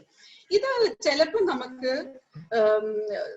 ആകെ ചെയ്യാൻ പറ്റുന്നത് ഇനി ശാസ്ത്രീയ സമീപനങ്ങളോടെ ഇപ്പൊ ഉത്തരാധുനികത വഴിയൊക്കെ വിഘടിച്ചിട്ടുള്ള ഘടനാ ബന്ധങ്ങളെ മുന്നോട്ട് വെക്കുകയും അതിൽ ഉണ്ടാക്കുന്ന കലർപ്പിന്ന് നമുക്ക് വേണമെങ്കിൽ മനുഷ്യന്റേതായ ചിന്തയുടെ ഒരു എളിയ ശ്രേഷ്ഠത, അതിന്റെ നെഗറ്റീവുകളൊക്കെ കണ്ടെടുക്കാം. അല്ലാതെ ഒരു വലിയ പ്രത്യയശാസ്ത്ര പരിസരം നമുക്ക് മനുഷ്യ കേന്ദ്രിതമായിട്ട് ഉണ്ടാക്കാൻ ഇനി സാധിക്കില്ല എന്നുള്ളതാണ് ഒരു കാര്യം. പക്ഷെ നമുക്കറിയാം, ഞാൻ ഈ പറഞ്ഞതിന് ഒരു മറുവാദം എന്താന്ന് വെച്ചാൽ, മാനവികതാവാദമോ അല്ലെങ്കിൽ അതിന്റെ വിമർശ സ്ഥാനമോ ഒന്നുമല്ല കലയുടെ സമീപകാല ചരിത്രം നിർണയിച്ചത്. മൂലധന കേന്ദ്രിതത്വമായിരുന്നു. അതെല്ലാ അധികാരത്തിന്റെയും വിമോചനത്തിന്റെയും ഒക്കെ കേന്ദ്രം മൂലധനാവണ അനുഭവമായിരുന്നു. അത് കലയിലെ സമ്പദ് വ്യവസ്ഥയിൽ അതിജീവനം എന്നുള്ള നിലയിൽ മാത്രം കലയെ അടയാളപ്പെടുത്തി. അപ്പൊ എന്ത് പറ്റി? ആഗോള ഇപ്പൊ തന്നെ കണ്ടില്ലേ, ഈ മഹാമാരി തടയാനുള്ള അടച്ചിരിപ്പ് കഴിഞ്ഞിട്ട് സാമ്പത്തിക മാന്ദ്യത്തിലേക്കാണ് ജനങ്ങൾ ഇറങ്ങിയത്. നേരത്തെ ഫ്രണ്ട്സൻ സാർ സൂചിപ്പിച്ച പോലെ നമ്മുടെ തൊഴിലുകളൊക്കെ അപ്രസക്തമായി, നമ്മൾ ചെയ്തുകൊണ്ടിരുന്ന തൊഴിലിൽ നിന്ന് നമ്മൾ പിൻവാങ്ങേണ്ടി വരുന്നു. അപ്പോ കലയെ ഒരു തൊഴിലായി കണക്കാക്കുക, വെറും തൊഴിൽ, വെറും പ്രൊഡക്റ്റീവ്. ഇടയ്ക്ക് ഈ ഗ്ലോബലൈസേഷൻ വന്നപ്പോ പറഞ്ഞത് artist is a whole time worker എന്നാണ്. അത് മുഴുവനായിട്ടും അതിൽ നിന്ന് പിൻവാങ്ങേണ്ടി വരുന്ന ഒരു കാലമാണിത്. ഞാൻ നേരത്തെ പറഞ്ഞ പോലെ വ്യക്തിഭദ്രമായിട്ട് ഇനി കല ചെയ്യാൻ പറ്റുമോ? മറിച്ച് സന്ദർഭങ്ങളെ, സ്പേസുകളെ ഒക്കെ അടയാളപ്പെടുത്തുന്ന നമ്മൾ ഈ ഇൻസ്റ്റലേഷൻ പോലെയുള്ള കാര്യങ്ങളെ കാഴ്ചക്കെട്ടാക്കി മാറ്റുന്നതിന് പകരം അതിനെ മനുഷ്യ ജീവിത ആവാസ വ്യവസ്ഥയിലേക്ക് കടത്തിവിടേണ്ട ഒരു അവസ്ഥ ഇന്ന് നമുക്കുണ്ട്. അത് ശരിക്കും പറഞ്ഞാല് കല എന്ന് പറയുന്നത് സമ്പദ് വ്യവസ്ഥയിൽ അതിജീവനായിട്ട് അല്ലാതെ കാണുന്ന ഒരു ചരിത്രബോധം ആവശ്യമായിട്ട് വന്നിരിക്കുകയാണ്. ഒരുപക്ഷെ ശരിയായിരിക്കാം, വലിയ ആവാസ വ്യവസ്ഥയില് ഈ നേരത്തെ ഞാൻ പറഞ്ഞ ആ എളിയ ശ്രേഷ്ഠത ബാക്കി നിർത്തുന്ന വ്യവഹാരാക്കുക എന്ന് പറയുന്നത് കലാപ്രവർത്തനങ്ങൾ മുമ്പിലെ വലിയൊരു വെല്ലുവിളിയാണ്. നമ്മൾ ഈ കലാചരിത്രത്തിനെ മാറ്റി എഴുതണം. ചന്ദ്രഭാഷ. ഞാൻ പറയാൻ വന്നത് എന്താണെന്ന് വെച്ചാൽ ഇതൊരു വ്യാപകമായിട്ടുള്ള ഒരു ആവാസ വ്യവസ്ഥ മാറ്റം തീർച്ചയായിട്ടും ഇത് മുന്നോട്ട് വെക്കുന്നുണ്ട്. അതനുസരിച്ച് പ്രതിരോധങ്ങൾ സാധ്യമാവണം. അത് ഒരർത്ഥത്തിൽ പറഞ്ഞാൽ നേരത്തെ പറഞ്ഞ ഈ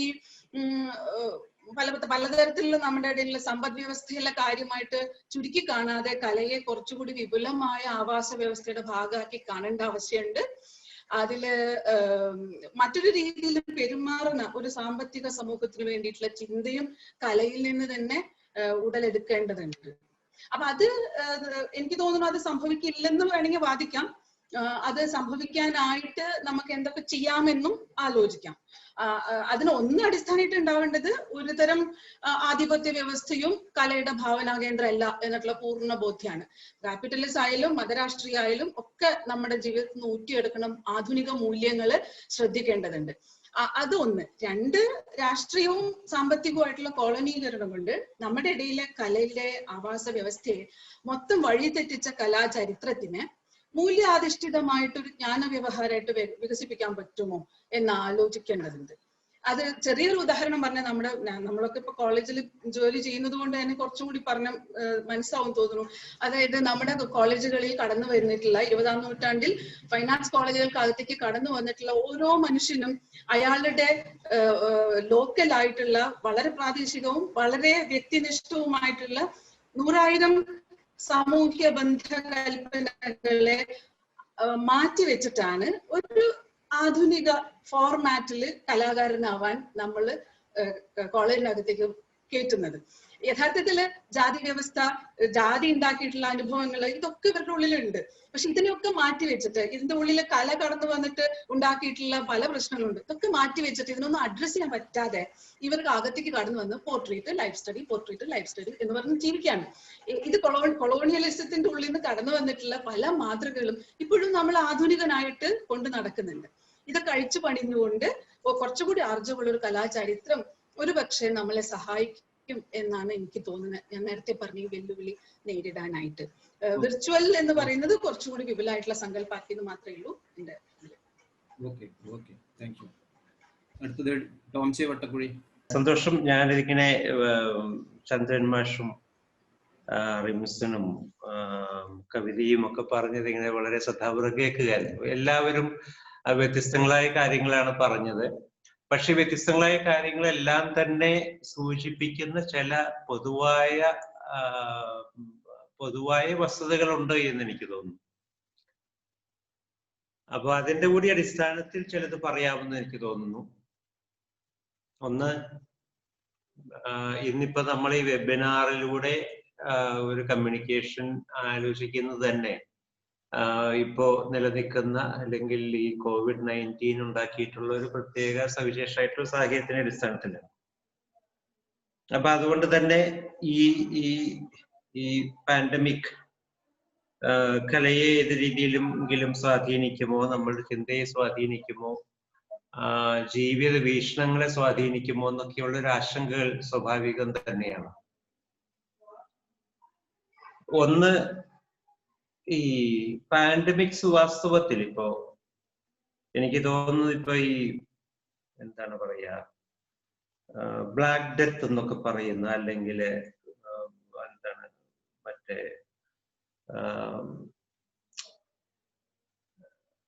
എന്താണ് ഈ ഒരു അസുഖം ഉണ്ടല്ലോ, എന്താണ് പ്ലേഗ് എന്നുള്ളൊക്കെ വേറെ ഒരു വാക്കിൽ പറയാവുന്ന അസുഖങ്ങൾ എത്രയോ നൂറ്റാണ്ടുകള്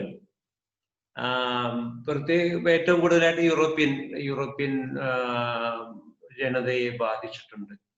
അതിന്റെ വളരെ പോയിഗ്നന്റ് ആയിട്ടുള്ള, വളരെ ഈവൻ ടുഡേ വളരെ ടച്ചിങ് ആയിട്ടുള്ള ഇമേജസ് നമ്മൾ കാണുന്നത്. എനിക്ക് വളരെ ഇഷ്ടപ്പെട്ടിട്ടുള്ള അല്ലെങ്കിൽ എന്നെ വളരെ സ്വാധീനിച്ചിട്ടുള്ളതൊന്നും മറ്റേ ബ്രൂഗലിന്റെ ട്രൈംബ് ഓഫ് ഡെത്ത് എന്നൊക്കെ പറഞ്ഞിട്ടുള്ള പെയിന്റിങ്സ്. അതല്ലെങ്കിൽ ആ ഒരു കാലഘട്ടത്തിലൊക്കെ ധാരാളം ഇമേജറീസ്, മരണവുമായി ബന്ധപ്പെട്ടിട്ടുള്ള ധാരാളം ഇമേജറീസ് നമുക്ക് കാണാൻ പറ്റും. അപ്പോ ഡെത്ത് ഈസ് സംതിങ് ഇമിനന്റ്, അല്ലെങ്കിൽ സംതിങ് നിയർ യു, അല്ലെങ്കിൽ tomorrow you are bound to die എന്നുള്ള ഒരു ആശയം യൂറോപ്യൻ ആർട്ടിലും അല്ലെങ്കിൽ ചിന്തയിലും ഒക്കെ നിലനിൽക്കുന്ന എനിക്ക് തോന്നി തോന്നി, അല്ലെങ്കിൽ death of dance, dance of death എന്നൊക്കെ പറഞ്ഞിട്ടുള്ള ഒത്തിരി കാര്യങ്ങൾ നമ്മൾക്ക് കാണാൻ പറ്റും. ഇപ്പൊ ഈ ധാരാളം ആർട്ടിസ്റ്റുകളുണ്ട്. അപ്പൊ ഇവൻ അതർവൈസ് ഇപ്പൊ പെയിന്റിങ്സ് നോക്കി കഴിഞ്ഞാൽ പലപ്പോഴും നമുക്ക് കാണാൻ പറ്റും ഒരു സ്കള്ളോ ഒക്കെ ഒരു പെയിന്റിങ്ങിന്റെ ഭാഗമായിട്ട് നമ്മൾ കാണുന്നുണ്ട്. കാരണം എപ്പോഴും death as a reminder of your final destiny എന്നുള്ള ഒരു സാധനം അവിടെ വരുന്നുണ്ട്. അപ്പോ this life here on this earth is not for ever. അത് you are bound to leave this. It's only a transitory life you have here എന്നുള്ള ഒരു message അതിലൂടെ കൊടുക്കുന്നുണ്ടെന്ന് എനിക്ക് മനസ്സിലാക്കാൻ പറ്റും. അപ്പൊ അതിന്റെ ഒരു ഫിയറിൽ ജനം നിൽക്കുന്നുണ്ട്. എത്രയോ ഞാൻ മനസ്സിലാക്കുന്ന ഒരു 3 നൂറ്റാണ്ടോളം ഈ പ്ലേഗിന്റെ ഒക്കെ ഒരു വലിയ ടെറർ ആളുകൾ അനുഭവിച്ചിട്ടുണ്ടെന്നുള്ളതാണ്. അപ്പൊ പിന്നെ നമ്മൾ കാണുന്നത് ഈ പറയുന്ന എയ്ഡ്സും അതേപോലെ ഇൻഫ്ലുവൻസിയോ എന്താ അതിന്റെ പേര് പറയാ, ഈ 20th സെഞ്ചുറിയിൽ വന്നിട്ടുള്ള സംഗതി. യൂറോപ്പിലാണ് അത് പ്രത്യേകിച്ചും ബാധിച്ചിട്ടുള്ളത്. അപ്പൊ ഇതൊക്കെ ഇപ്പൊ ചന്ദ്രൻ മാഷ് സൂചിപ്പിച്ചതുപോലെ ഈ വേൾഡ് വാർ ഉണ്ടാക്കിയതിനേക്കാൾ കൂടുതൽ ആഘാതം ഈ പറയുന്ന ഇൻഫ്ലുവൻസ എന്നാണ് അതിന്റെ പേര് പറയുക, മറന്നുപോയി. അപ്പൊ അത് ഈ അസുഖം എന്താണെങ്കിലും ഉണ്ടാക്കുന്നത് സ്പാനിഷ് ഫ്ലൂ കറക്റ്റ്. അപ്പൊ ഇതെന്താണ് കാരണം? കാരണം ഈ സമയത്ത് ഒരു രീതിയിൽ സയൻസ് ഡെവലപ്പ് ചെയ്യുകയും ആളുകൾക്ക് ഒരർത്ഥത്തിൽ ഈ സയൻസിൽ കുറച്ചുകൂടി ഒരു കോൺഫിഡൻസ് ഉണ്ടാകുകയും ഒക്കെ ചെയ്തിരുന്ന ഒരു കാലമാണെന്ന് ഞാൻ മനസ്സിലാക്കുക. അപ്പൊ ഇവരുടെ ഈ ഒരു കോൺഫിഡൻസിന് ഷാറ്റർ ചെയ്തിട്ടുള്ള സംഭവമാണ് ഈ വേൾഡ് വാറിൽ സംഭവിച്ചത്. കാരണം ഇവര് കണ്ടെത്തിയ അതേ സയൻസ് തന്നെയാണ് ലോകത്തെ ഷാറ്റർ ചെയ്തിട്ടുള്ളത്. അത് സംതിങ് ബിയോണ്ട് ദിയർ കോംപ്രിഹെൻഷൻ, അല്ലെങ്കിൽ അങ്ങനെ ഒരു മോസ്റ്റ് ഷോക്കിംഗ് ആയിട്ടുള്ള ഒരു കാര്യമാണ്. അതെന്ത് തന്നെയാണെങ്കിലും പിന്നീട് ഇപ്പോ എയ്ഡ്സ് എത്രയോ ആളുകളുടെ, പ്രത്യേകിച്ച് യുണൈറ്റഡ് സ്റ്റേറ്റ്സിലൊക്കെ എത്രയോ ആളുകളുടെ ജീവൻ നഷ്ടപ്പെടേണ്ട ഒരു സാഹചര്യം ഉണ്ടായിട്ടുണ്ട്. അപ്പോ നമുക്ക് അത്രയും ഒരു പോയിഗ്നന്റ് ആയിട്ടുള്ള ഇമേജസ് ഒന്നും പെയിന്റിങ്ങുകളിൽ ഞാൻ കണ്ടിട്ടില്ല, എനിക്ക് അറിഞ്ഞുകൂടാ. കലയില് വരുന്നത് ഈ 20th സെഞ്ചുറിയോട് കൂടിയിട്ട് മുൻകാലങ്ങളിൽ ഞാനിപ്പോ ബ്രൂഗലിന്റെ ഒക്കെ ഇമേജസും അതിന്റെ എക്സാമ്പിൾസും ഒക്കെ പറഞ്ഞെങ്കിലും പിന്നീട് വരുമ്പോ സയൻസ് വളരുന്നു, ശാസ്ത്രം വളരുന്നു, സാങ്കേതിക രീതികൾ വളരുന്നു. ആ വളർച്ചയ്ക്കൊപ്പം തന്നെ കല കൊണ്ട് മുൻകാലങ്ങളിൽ ഉദ്ദേശിക്കപ്പെട്ടിരുന്ന പല കാര്യങ്ങളും ഈ ഡെവലപ്ഡ് ആയിട്ടുള്ള ടെക്നോളജിയില് സാധ്യമാകുന്നുണ്ട്, അല്ലെങ്കിൽ they have taken over it. അപ്പൊ ആ ഒരു അർത്ഥത്തിൽ നോക്കുമ്പോ ഒരു മോഡേൺ ഫേസിൽ വരുമ്പോ ഒരു ഗ്ലോബൽ ആർട്ട് അതിൽ തന്നെ ഒരു കോൺഫിഡൻസ് നഷ്ടമാകുകയും ഒരു തരം ആന്തരികമായ ഒരു അൺസർട്ടനിറ്റിയിൽ, ഒരു സംഘർഷത്തിൽ പെടുന്നതുമായിട്ടാണ് എനിക്ക് തോന്നിയിട്ടുള്ളത്. I'm not an art historian or person who have gone deep into art history. പക്ഷെ ഒരു പ്രാക്ടീസിങ് ആർട്ടിസ്റ്റ് എന്നുള്ള തലത്തില് എനിക്ക് തോന്നിയിട്ടുള്ളത് നമ്മളൊരു തരം റിബലിയൻ ഒരു സ്വഭാവം വച്ചു പുലർത്താൻ തുടങ്ങുന്നത് ഈ തരത്തിലുള്ള ടെക്നോളജികൾ ഡെവലപ്പ് ചെയ്യുകയും കലയുടെ അതുവരെ ഉണ്ടായിരുന്ന റോളുകൾ പലരും ടേക്ക് ഓവർ ചെയ്യുകയോ ഹാൻഡിൽ ചെയ്യാനോ ഒക്കെ തുടങ്ങിയതോട് കൂടിയിട്ടാണ്.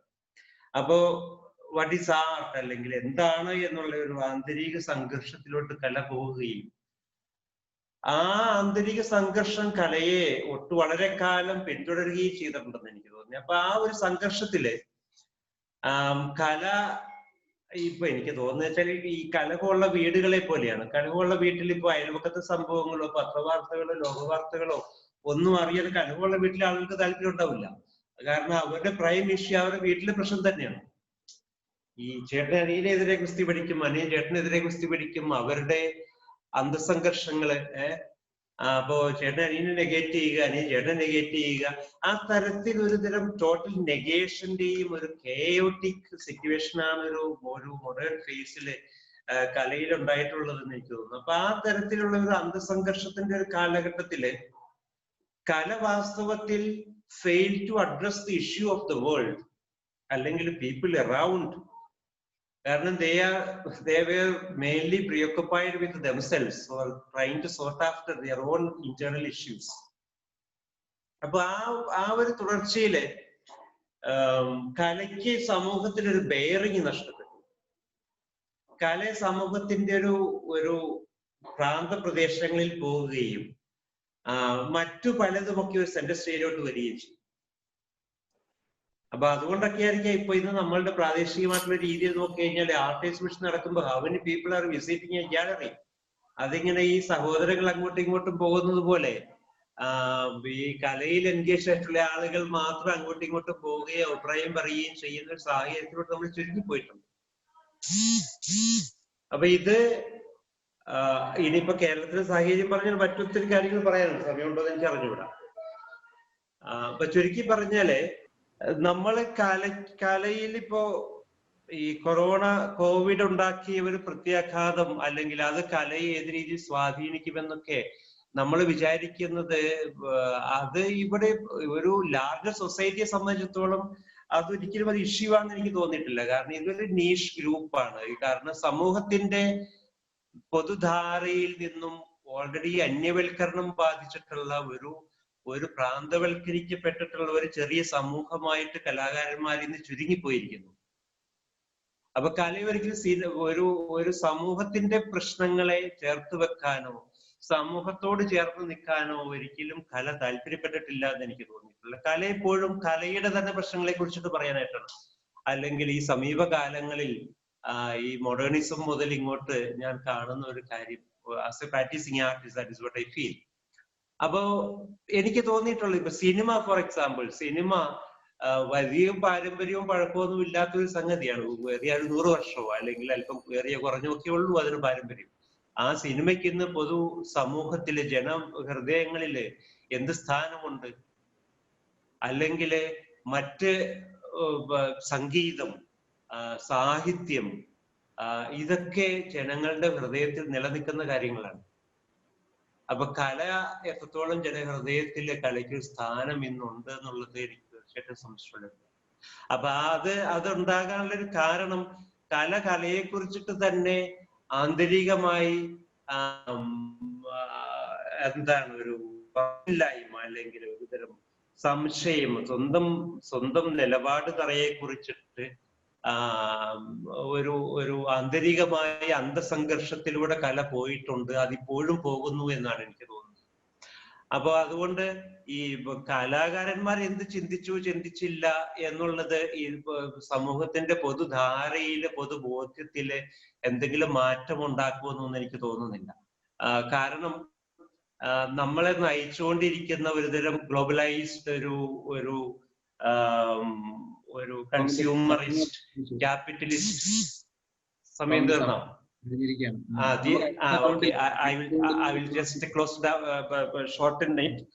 അപ്പൊ ആ തരത്തിലുള്ള ഒരുതരം കൺസ്യൂമർ സംസ്കാരത്തില് നമ്മളുടെ വാല്യൂസ് എന്താന്ന് വെച്ച് കഴിഞ്ഞാൽ പണമാണ് നമ്മളുടെ സക്സസ് എന്ന് പറയുന്നത്, അല്ലെങ്കിൽ പണത്തിന്റെ പിറകെയാണ് നമ്മൾ. അപ്പൊ അങ്ങനത്തെ ഒരുതരം വാല്യൂസ് ഈ പണസമ്പാദനവും അല്ലെങ്കിൽ ഭൗതിക നേട്ടങ്ങളും സൗകര്യങ്ങളിലും ഒക്കെ മാത്രം ഒതുങ്ങി നിൽക്കുന്ന ഒരു മൂല്യ വ്യവസ്ഥയിലോട്ട് നമ്മൾ ചുരുങ്ങിപ്പോയിക്കൊണ്ടിരിക്കുമ്പോൾ മാനവികതയെ കുറിച്ചിട്ടൊന്നും നമ്മൾ അധികം വാചാലായിട്ടൊരു കാര്യമില്ല. കാരണം ഡെത്തിനെ കുറിച്ച് ഓർക്കുന്നത് തന്നെ പ്രശ്നമാണ് ഇന്ന്. ഈ മുൻകാലങ്ങളിൽ പെയിന്റിങ്ങുകളിൽ ഡെത്ത് ഒരു ഇമേജ് ആയിട്ട് നിൽക്കുമായിരുന്നെങ്കിൽ ഇന്ന് ഡെത്ത് എന്ന് തന്നെ പറയുന്ന അയ്യോ സംതിങ് ഒബ്സീൻ എന്നുള്ള രീതിയിലാണ് നമ്മൾ കാണുക. അതായത് it's like we are here for ever എന്നുള്ള രീതിയിലാണ് പോയിക്കൊണ്ടിരിക്കുക. അപ്പോ ഈ ഒരു ലോക വ്യവസ്ഥയില് അങ്ങേയറ്റം ചുരുങ്ങിപ്പോയിക്കൊണ്ടിരിക്കുന്ന ഒരു ആർട്ടിന്റെ ഒരു സ്പേസില് നമ്മള് ജനങ്ങളിലോട്ട് ഇറങ്ങുകയും സമൂഹത്തിന്റെ പൾസിനോട് ചേർന്ന് നിൽക്കുകയും സമൂഹത്തോട് ചേർന്ന് നിൽക്കുകയും ചെയ്യാത്തിടത്തോളം കാലം കലയ്ക്ക് വലിയ ഒരു പ്ലേസ് അല്ലെങ്കിൽ ഒരു റെലവൻസ് അല്ലെങ്കിൽ ഒരു സോഷ്യൽ ബെയറിംഗ് ഉണ്ടാകുമെന്ന് എനിക്ക് തോന്നുന്നില്ല. അപ്പൊ ഞാൻ ടൈം ആയതുകൊണ്ട് ക്ലോസ് ചെയ്യുന്നു. Okay, thank you. Okay. Watchman PH. ഇതിനകത്ത് ഈ നമ്മൾ സംസാരിച്ച വിഷയങ്ങൾ ഒന്ന് ചന്ദ്രമാഷ് തുടങ്ങി വെച്ചത് പൂർത്തീകരിക്കാതെ പോയതുമാണെന്ന് തോന്നുന്നു. കാർഷിക മേഖലയായിട്ട് ബന്ധപ്പെട്ടിട്ടുള്ള ഒരു വിഷയം. ടോം ജെ വട്ടക്കുഴി ലാസ്റ്റ് പറഞ്ഞത് കലയെ സംബന്ധിച്ചുള്ള ചില ആകുലതകളെ ഒക്കെ ചേർത്ത് വെച്ച് വായിച്ചു കഴിഞ്ഞാൽ അതിനിടയ്ക്ക് കവിതാ ടീച്ചറാണേലും സംഭാഷണമാണല്ലോ ഒക്കെ തന്നെ പറഞ്ഞ എല്ലാം ഒരു കാര്യം തന്നെയാണ്. ഒരു ഉപഭോഗ സംസ്കാരത്തിന്റെ ആളുകളാണ് നമ്മളൊക്കെ പറയും. യഥാർത്ഥത്തിലൊരു സ്വരുക്കൂട്ടുന്ന അല്ലെങ്കിൽ ശേഖരിച്ച് വിൽക്കുന്ന കൾച്ചറിന്റെ ഭാഗഭാക്കാണ് മലയാളികൾ. അതുകൊണ്ടാണ് കേരളത്തിൽ കൃഷിയെ സംബന്ധിച്ചിപ്പം നാണ്യവിളകൾ പുറത്തുനിന്ന് വരണം, അരി പോലുള്ള സാധനങ്ങൾ പുറത്തുനിന്ന് വരേണ്ടി വരുന്നു. നമ്മൾ അതിനെ കുറിച്ചിട്ട് ചിന്തിക്കുന്നു, ആകുലപ്പെടുന്നു. ഈ കോവിഡ് കാലത്തിൽ നമുക്കറിയാം നമ്മുടെ പരിസര പ്രദേശങ്ങളിൽ ലോക്ക്ഡൗൺ പ്രഖ്യാപിക്കുന്നു എന്ന് പറയുമ്പോൾ തന്നെ ആളുകൾ ഓടിപ്പോയി കടകളിൽ നിന്ന് സാധനങ്ങൾ വാങ്ങി ശേഖരിക്കുകയാണ്. അവിടെ ബേസിക്കലി സംഭവിച്ചത് അവരുടെ യഥാർത്ഥത്തിൽ ഭക്ഷണം എന്ന് പറയുന്ന അടിസ്ഥാന യാഥാർത്ഥ്യത്തിലേക്ക് തിരിച്ചു വന്നു എന്നുള്ളതാണ്. ഭക്ഷണം കഴിക്കുക, അതിനുവേണ്ടി ശേഖരിച്ച് വെക്കുക. പണമുള്ളവർ ഒരുപാട് ഭക്ഷണം വാങ്ങി വെക്കുന്നു, അല്ലെങ്കിൽ അരിയാഹാരങ്ങൾ നാണ്യവിളകൾ വാങ്ങി വെക്കുന്നു. പണമില്ലാത്തവർ അത്യാവശ്യം കയ്യിലുള്ളത് കൊണ്ട് വാങ്ങാൻ പോകുമ്പോൾ 1/2 കിലോ 1 കിലോ എന്നുള്ള നിലയിലേക്ക് അവർ ചിന്തിക്കുകയും ചെയ്യുന്നു. രണ്ടാമതൊരു അടിസ്ഥാന സ്വഭാവം ഈ വേട്ടയാടുക എന്നുള്ളതാണ്. നമ്മളെല്ലാവരും ഈ മനുഷ്യ ചില സ്പീഷീസിന്റെ ഒരു ഭാഗമാണല്ലോ. ഈ ആട്ടിലും ശേഖരിച്ച് വെക്കലും നമ്മുടെ കേരളീയരെ സംബന്ധിച്ച് ശേഖരിച്ച് വെക്കല് എന്ന് പറയുന്ന ഒരു പ്രോസസ്സിങ്ങിനകത്ത് കൂടുതൽ എൻഗേജ്ഡ് ആണ്. വേട്ടയാടുന്നതിനകത്ത് സംബന്ധിച്ചും ഒരുപാട് ആളുകൾ വേറെ തരത്തിൽ എൻഗേജ് ആണ്. ആ വേട്ടയാടുക എന്ന് പറയുന്നത് വേറെ ബിസിനസ് തരത്തിലേക്ക് കൺവേർട്ട് ചെയ്ത് കണ്ടാൽ മതി. അപ്പൊ ഇതിനകത്ത് അടിസ്ഥാനപരമായിട്ട് നമ്മൾ വിശപ്പ് എന്ന് പറയുന്ന, ആഹാരം എന്ന് പറയുന്ന, ഭക്ഷണം എന്ന് പറയുന്ന അടിസ്ഥാന സ്വഭാവത്തിലേക്ക് പെട്ടെന്നാണ് നമ്മൾ ഈ കോവിഡ് കാലഘട്ടത്തിലേക്ക് പോകുന്നത്. ഇപ്പൊ നമ്മൾ സംസാരിക്കുന്നത് ഈ കലാലോകത്തിന്റെ പുതിയ സാധ്യതകൾ, സാഹചര്യങ്ങൾ. ഈ പ്രത്യേക സാഹചര്യത്തിൽ കലാലോകത്ത് സംഭവിക്കാൻ പോകുന്ന അതിനെ സംബന്ധിച്ചുള്ള ചില ആശങ്കകളാണ് നമ്മൾ പങ്കുവയ്ക്കുന്നത്. കലാലോകത്തല്ല, യഥാർത്ഥത്തിൽ കലാകാരന്മാരുടെ അതിജീവന പ്രശ്നത്തെ കുറിച്ചാണ് നമ്മൾ ചിന്തിക്കുന്നത്. അവിടെ നമുക്ക് ആശങ്കയുള്ളത്. അവിടെ നമ്മളെ ഈ ശേഖരണത്തിനകത്ത് കുറവ് സംഭവിക്കുന്നു, നമ്മുടെ നിലനിൽപ്പുകൾക്ക് അപകടം സംഭവിക്കുന്നുണ്ട്. ഇതെല്ലാം വ്യക്തി കേന്ദ്രീകൃതമാണ്. ഒരു സോഷ്യൽ ഇഷ്യൂ ആയിട്ട് നമ്മളിതിനെ സമീപിക്കുന്നില്ല എന്നുള്ളതാണ് യാഥാർത്ഥ്യം. ഈ ശേഖരണത്തിനകത്ത് കുറവ് വരുമ്പോൾ അതിനകത്താണ് നമുക്ക് ആശങ്ക ഉണ്ടാവുന്നത്. അതുകൊണ്ടാണ് കല ഏതോ പ്രതിസന്ധിയിൽ പെട്ടിരിക്കുന്നു.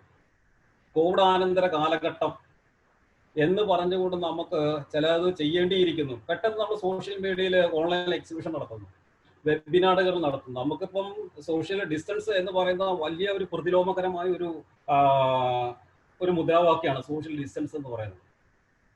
ശാരീരിക അകലമല്ല അത് യഥാർത്ഥത്തിൽ ഫംഗ്ഷൻ ചെയ്യുന്നത്, മാനസിക അകലവും എല്ലാത്തരം കൊടുക്കൽ വാങ്ങൽ ബന്ധങ്ങളുടെയും എല്ലാ ആൾക്കൂട്ട സംവിധാനങ്ങൾക്കും എതിരായി നിലനിൽക്കുന്ന ഒരു മുദ്രാവാക്യമാണ് മുന്നോട്ട് വന്നേക്കുന്നത്. അതുകൊണ്ട് തന്നെ നമുക്ക് എവിടെ ഇരിക്കുന്ന, അമേരിക്ക ഇരിക്കുന്നു, റഷ്യ ഇരിക്കുന്ന ആളുകളുമായിട്ടും കേരളത്തിൽ ഇരിക്കുന്ന ആളുകളുമായിട്ടും ഒരു വെബിനാർ നടത്താൻ നമുക്ക് എളുപ്പമാണ്. അത്തരത്തിൽ വെബിനാറുകൾ, പുതിയ പുതിയ സാധ്യതകൾ, പുതിയ പുതിയ ലോകം തുറന്നിടുമ്പോൾ കലയുടെ മേഖല എവിടെ നിൽക്കുന്നത്, കലയെക്കുറിച്ച് നമുക്ക് ആശങ്കയില്ല. കലാകാരന്മാരുടെ നിലനിൽപ്പിനെ കുറിച്ചിട്ടോ അവരുടെ ഈ അതിജീവന പ്രശ്നങ്ങളെ കുറിച്ച് നമുക്ക് ആശങ്കയുള്ളൂ. കലയെക്കുറിച്ചാണ് ആശങ്കയില്ലാത്തത്. ഇത് ഇപ്പം 38,000 വർഷങ്ങൾക്ക് മുമ്പ് ചെയ്ത കലയും അല്ലെങ്കിൽ ഗുഹാചിത്രങ്ങളും അത് എന്താണോ ഉദ്ദേശം, ലക്ഷ്യം വെച്ചത്, അതിനപ്പുറം എന്താണ് നമ്മളിന്ന് ചെയ്യുന്നതെന്ന് ആലോചിച്ചാൽ മതി. നമ്മുടെ കല അത്രമാത്രം വളർന്നു. 30,000 വർഷങ്ങൾക്ക് മുമ്പുള്ള കാർഷിക വ്യവസ്ഥിതി, ചൈനയിൽ ആരംഭിച്ചിട്ടുള്ള ഈ നെൽകൃഷി അല്ലെങ്കിൽ അരി, ഗോതമ്പ്, മറ്റു ചില പ്രദേശങ്ങളിലുള്ള റാഗി പോലുള്ള ചില ഇതിനപ്പുറം എന്ത് ഭക്ഷണമാണ് നമ്മൾ കഴിക്കുന്നത്? ചൈനയിൽ തുടങ്ങി വെച്ച കാർഷിക ഉൽപ്പന്നത്തിന്റെ ഭാഗമാക്കാണ് നമ്മൾ ഇന്നും കഴിച്ചുകൊണ്ടിരിക്കുന്ന അരി പോലുള്ള ചില ആഹാരങ്ങൾ. അതിനപ്പുറത്തേക്ക് നമുക്ക് ഇതുവരെ പോകാൻ കഴിഞ്ഞിട്ടില്ല. 30,000-അപ്പുറം വർഷം പാരമ്പര്യമുണ്ട് ഈ കൃഷിക്ക്. ഗോതമ്പ്, അതുപോലെയുള്ള നാണ്യവിളകൾ, ഇത് പല പ്രദേശങ്ങളിലായിട്ട് ഭൂമിയുടെ പല ഭൂപ്രദേശങ്ങളിൽ വ്യാപിച്ചെന്ന് മാത്രമേ ഉള്ളൂ. ആ ഒരു ഇതിൽ നിന്ന് നമുക്ക് മാറാൻ കഴിഞ്ഞിട്ടില്ല. കലയുടെ ഒരു വസ്തു എടുക്ക്, 30,000-38,000 വർഷങ്ങൾക്ക് അപ്പുറമുള്ള ഒരു കല, അതിനുള്ളിൽ ഉണ്ടായേക്കുന്ന ചില വേർതിരിവുകളാണ് നമുക്ക് സംഭവിച്ചേക്കുന്നത് അടിസ്ഥാനപരമായിട്ട്. ഇപ്പൊ നമുക്ക് പുതുതായിട്ട് പറയാൻ പറ്റുന്ന വീഡിയോ ആർട്ട് എന്നുള്ളതാണ്. ഒന്നിനെ കണ്ട് പകർത്തുന്ന ടെക്നിക്കലായിട്ടുള്ള വേറൊരു സാധനം മാത്രമേ ഉള്ളൂ. ഒരു പ്രദേശത്തെ കണ്ടതിനെ ഷൂട്ട് ചെയ്ത് വേറൊരിടത്ത് അവതരിപ്പിക്കുക. Concept art, performing art. ഇത് നമ്മൾ എന്താണോ നമ്മൾ ഉദ്ദേശിക്കുന്നത്, നമ്മുടെ ആശയത്തെ, നമ്മുടെ ഭാഷയെ വേറെ തരത്തിൽ പ്രസന്റ് ചെയ്യുക. അതിനപ്പുറം നമ്മളിപ്പോ യഥാർത്ഥത്തിൽ ആ ഗുഹാചിത്രങ്ങളിൽ കാണാക്കുന്നത് ഇപ്പം കൈ അടയാളങ്ങൾ, അത് ഇടത്തെ കൈകളാണ് മൊത്തം. ഇപ്പം ഈ പറയുന്ന അർജന്റീനയിലെ ആ ഗുഹാക്ഷേത്രത്തിൽ മുഴുവനും ചെയ്തേക്കുന്നത് ഇടത്തെ കൈയാണ്. അത് ഒരാളുടെ കൈ മാത്രമേ വലത്തെ കൈയുള്ളൂ. പക്ഷെ അതിനോട് ചേർന്ന് കുറെ ചിത്രങ്ങളും ഉണ്ട്. ആ ചിത്രം ഉദ്ധരിച്ച് നയിക്കുന്ന ലിംഗത്തോടു കൂടി മരിച്ചു കിടക്കുന്ന ഒരു മനുഷ്യനും തൊട്ടുപുറത്ത് ഭീമാകാരമായ പോത്തും, അതിനോട് ഈ മരിച്ച മനുഷ്യനെ തൊട്ടുപുറത്തേക്കുന്ന പക്ഷിയുമാണ്. അതിനെ വായിക്കപ്പെടുന്നത് ഏത് ചിത്ര വായനയിൽ അവര് അവകാശപ്പെടുന്നത് ഈ മരിച്ച മനുഷ്യന്റെ അടുത്ത ജന്മം എന്ന് പറയുന്ന പക്ഷിയായിട്ടാണെന്ന്. അത്തരത്തിൽ സങ്കല്പങ്ങളിലേക്കും ഭാവനകളിലേക്കും അപ്പുറം ഒന്നും ഇന്നത്തെ കലാലോകത്തിന് സഞ്ചരിക്കാൻ കഴിയാത്തതൊന്നുമില്ല. നമ്മൾ കൺസെപ്റ്റ് ബേസ്ഡ് പൊളിറ്റിക്കൽ ഇഷ്യൂസ് ഒക്കെ നമ്മൾ പറയുമെങ്കിൽ പോലും നമ്മൾ ഇപ്പോഴും നമുക്ക് ചർച്ച ചെയ്യാൻ കഴിയുന്നത്, നമ്മൾ ആവേശഭരിതരാക്കുന്നത് അതിജീവന പ്രശ്നങ്ങൾക്ക് അപ്പുറമൊന്നുമല്ല. ഇപ്പൊ ഈ ചന്ദ്രമാഷിനിടയിൽ സൂചിപ്പിച്ചത് യുദ്ധങ്ങളാണ്, ശരിയാണ്. രണ്ടാം ലോക മഹായുദ്ധത്തിന് ശേഷം ഉണ്ടായൊരു ഇത് മഹാമാരികൾ കൊണ്ടുണ്ടായിട്ടില്ല. ഈ മഹാമാരി കൊണ്ട് ഇവിടെ ഒന്നും സംഭവിക്കാൻ പോകുന്നില്ല. പക്ഷെ നമുക്ക് ആശങ്കയുണ്ട്. ആശങ്ക യഥാർത്ഥത്തിൽ ആർക്കുള്ളത്? മറ്റാർക്കുമില്ല. ദൈനംദിനം വർക്കൗട്ട് ചെയ്യുകയും അതുകൊണ്ട് മുന്നോട്ട് പോവുകയും ചെയ്യുന്ന ആളുകൾക്ക് മാത്രമേ ഉള്ള ആശങ്ക. അവർക്ക് മറ്റു തൊഴിലുകളില്ല, മറ്റു വരുമാനങ്ങളില്ല. അപ്പൊ അതുകൊണ്ട് അവർക്കുണ്ടാകുന്ന ആശങ്കയാണ്. അത് അതിജീവനമായിട്ട് ബന്ധപ്പെട്ടാണ്, അല്ലെ കലയുമായിട്ട് ബന്ധപ്പെട്ട ഒരു ആശങ്കയായിട്ട് എനിക്ക് തോന്നുന്നില്ല. അതാണ്. അപ്പൊ പുതിയ കലാ സംസ്കാരത്തെ സംബന്ധിച്ച് നമ്മൾ ഇവിടുന്ന് ചർച്ച ചെയ്ത് കഴിഞ്ഞാൽ വെറുതെ ചർച്ച ചെയ്യാതെ മാത്രമേ ഉള്ളൂ. ഈ അതിജീവന പ്രശ്നങ്ങൾ ചർച്ച ചെയ്യുകയാണെങ്കിൽ അതിൽ ചില ഏരിയകൾ നമുക്ക് കണ്ടെത്താൻ പറ്റും. ഇതുപോലെ നമുക്ക് സെമിനാറുകൾക്ക് പറയാം, വെബിനാർ നടത്താം എന്ന് പറഞ്ഞ ടെക്നിക്കൽ ആയിട്ടുള്ള ചില ഏരിയകളിൽ നമുക്ക് മുന്നോട്ട് പോകാൻ കഴിയുന്നുള്ളതല്ലാതെ പുതിയ കലയെ സംബന്ധിച്ച് അത് രൂപപ്പെട്ടു വരേണ്ടതാണത്. ഇപ്പം ശാസ്ത്രരംഗത്ത് ഇത്രയും വികസനത്തെ കുറിച്ച് നമ്മൾ ഇതിനു മുമ്പ് സംസാരിച്ചു, ചർച്ച പങ്കെടുത്തിട്ടെല്ലാം സംസാരിച്ചു. അത് എത്രയോ ആയിരക്കണക്കിന് വർഷങ്ങളുടെ അധ്വാനത്താലാണ് ഈ പറയുന്ന ശാസ്ത്രീയ നേട്ടങ്ങളിലേക്ക് മനുഷ്യർ കടന്നു വന്നത്.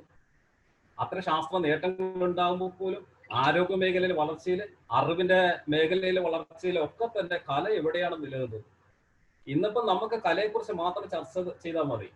ചരിത്രം അത്യാവശ്യം വായിക്കാം. നേരെ കുറച്ച് ഭൂമിശാസ്ത്രത്തെ കുറിച്ച് നമുക്ക് അറിയേണ്ടതില്ല. നമ്മുടെ സിലബസ് നമ്മൾ ശ്രദ്ധിച്ചാൽ മതി. അവിടെ കലയെക്കുറിച്ച് മാത്രമേ ഉള്ളൂ. അതല്ലെങ്കിൽ സൗന്ദര്യശാസ്ത്രം, അല്ലെങ്കിൽ art history, world art history. ഈ ആർട്ട് ഹിസ്റ്ററികളൊക്കെ തന്നെ അതാത് രാജ്യത്തിന്റെ ചരിത്രമായിട്ട് ബന്ധപ്പെട്ടിട്ട് അവിടെ കലകളൊക്കെ രൂപപ്പെട്ടേക്കുന്നത്. നമുക്ക് അതിനെക്കുറിച്ച് പഠിക്കേണ്ടതില്ല. ആ ആ രാഷ്ട്രീയ സന്ദർഭങ്ങളെ കുറിച്ചിട്ടോ അവിടുത്തെ സാമ്പത്തിക ശാസ്ത്രത്തെ കുറിച്ചിട്ടോ കലാകാരന്മാരെ അറിയേണ്ടതില്ല.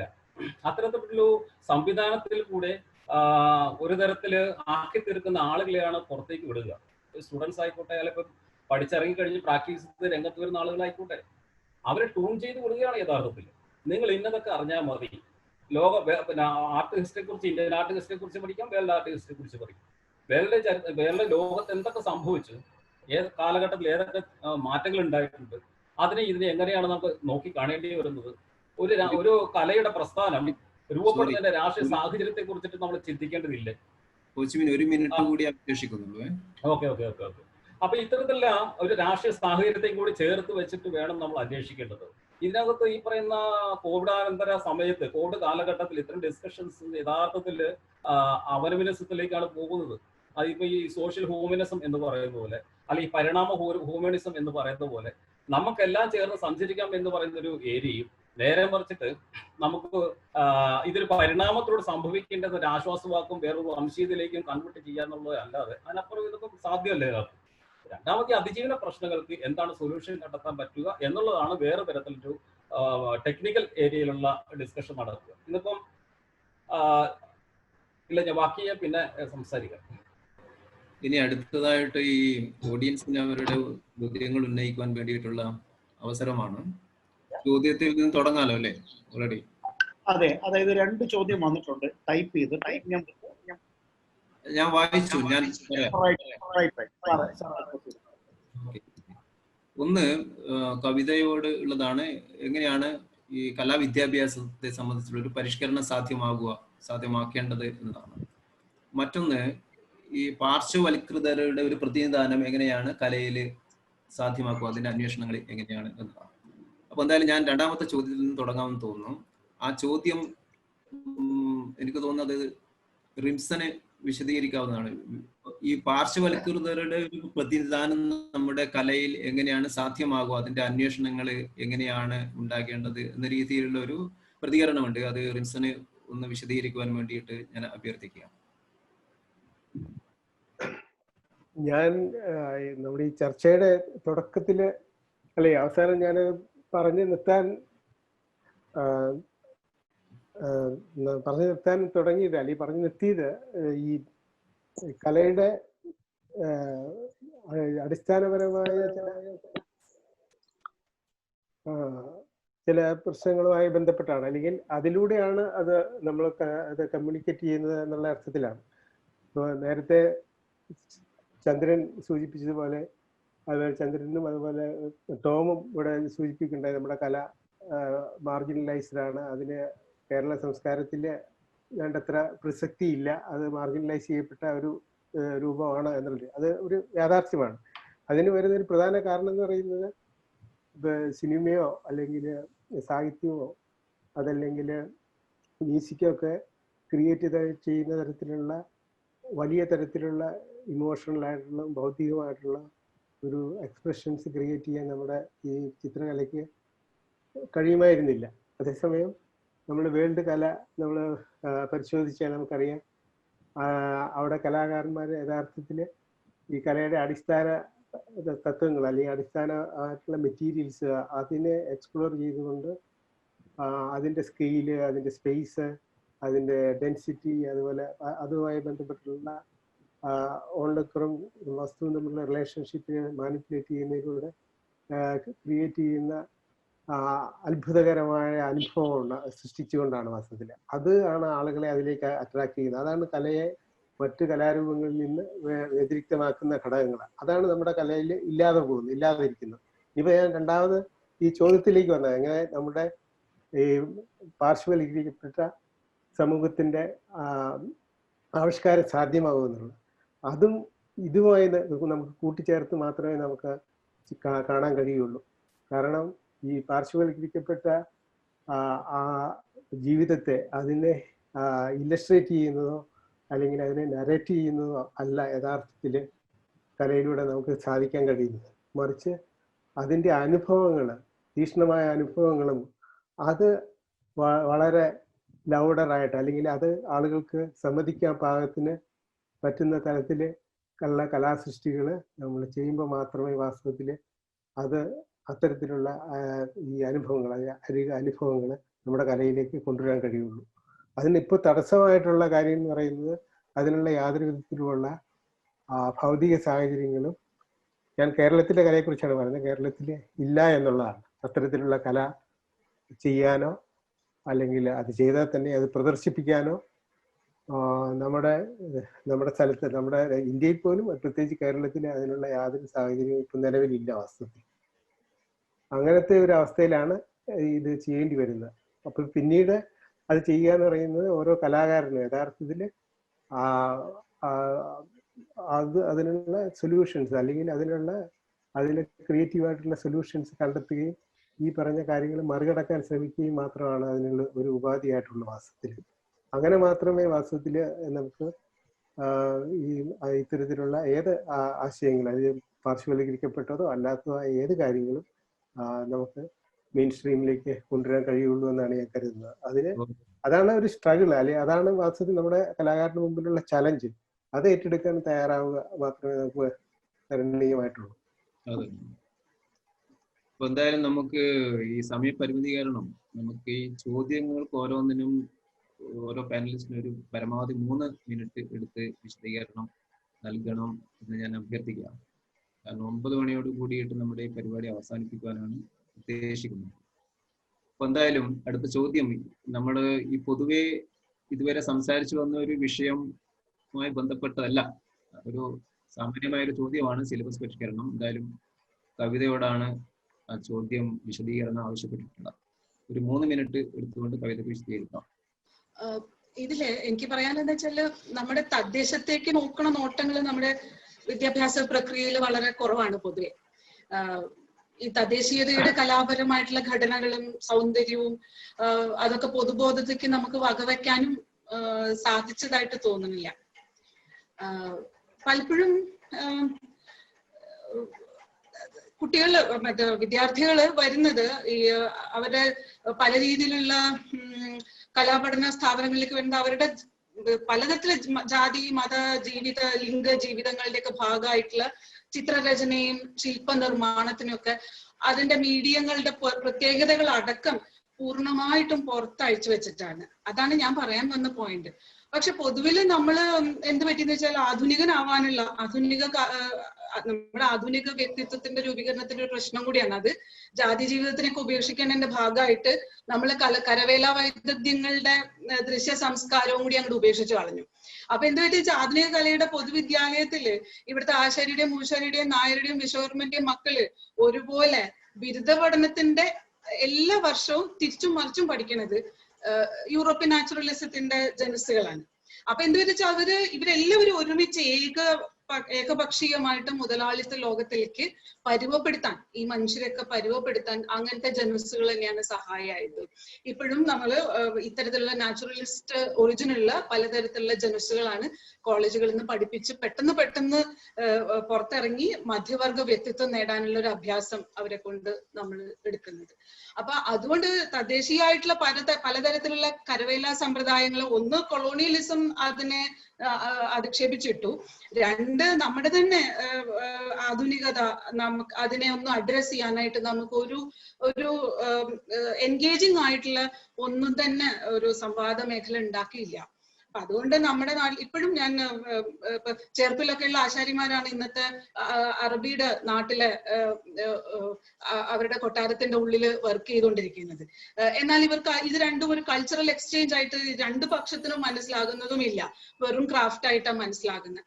അപ്പൊ ഇത്തരത്തിലുള്ള പ്രശ്നങ്ങളൊക്കെ ഉണ്ട്. നമ്മൾ നമ്മുടെ ഫൈൻ ആർട്സ് കോളേജുകളും പുറത്തേക്ക് വിടുന്നത് ഇങ്ങനത്തെ ഒരു വേണ്ട രീതിയിൽ നാട്ടു തെളിച്ചങ്ങള് കയ്യോടെ പോയ മനുഷ്യരായതുകൊണ്ട് ഇങ്ങനെ ഒരു ചിന്താപരമായിട്ടുള്ള ജൈവ പരിണാമങ്ങൾ ഇല്ലാണ്ട് നിൽക്കുന്ന ആൾക്കാരുടെ ഇടയിലാണ് ഇവിടെ ഗ്ലോബലൈസേഷന്റെ ദശകത്തില് മലയാളി ആർട്ടിസ്റ്റ് മൊബിലൈസേഷനൊക്കെ ഒരു പണിയും കൂടാതെ പുതിയ ആധികാരികത സൃഷ്ടിച്ചെടുത്തത്. അപ്പൊ ആ ഒരു കാര്യം നമ്മുടെ ഒരു പ്രതിരോധ കുറവുണ്ട് അതില്. അത് നമ്മുടെ ചിന്താശേഷിയുടെ ഒക്കെ ചില പ്രശ്നങ്ങളാണ്. അത് വെറും ഒരു സിലബസ് പരിഷ്കരണം അല്ല. അത് അതിനപ്പുറത്ത് അതിനെ ആലോചിക്കേണ്ടതുണ്ട് അത്തരം രീതിശാസ്ത്രങ്ങൾ. ഷാജു എന്ന് ചോദിക്കാനായിട്ട് തയ്യാറാണെന്ന് തോന്നുന്നു. Shaju Nallayi, please unmute and please ask. നമസ്കാരം, ഞാൻ ഷാജു നല്ലായി. റിംസൺ മാഷിന്റെയും പിന്നെ അതിനു മുമ്പ് ചന്ദ്രമാഷിന്റെയും സംസാരം കേൾക്കാൻ കഴിഞ്ഞില്ല.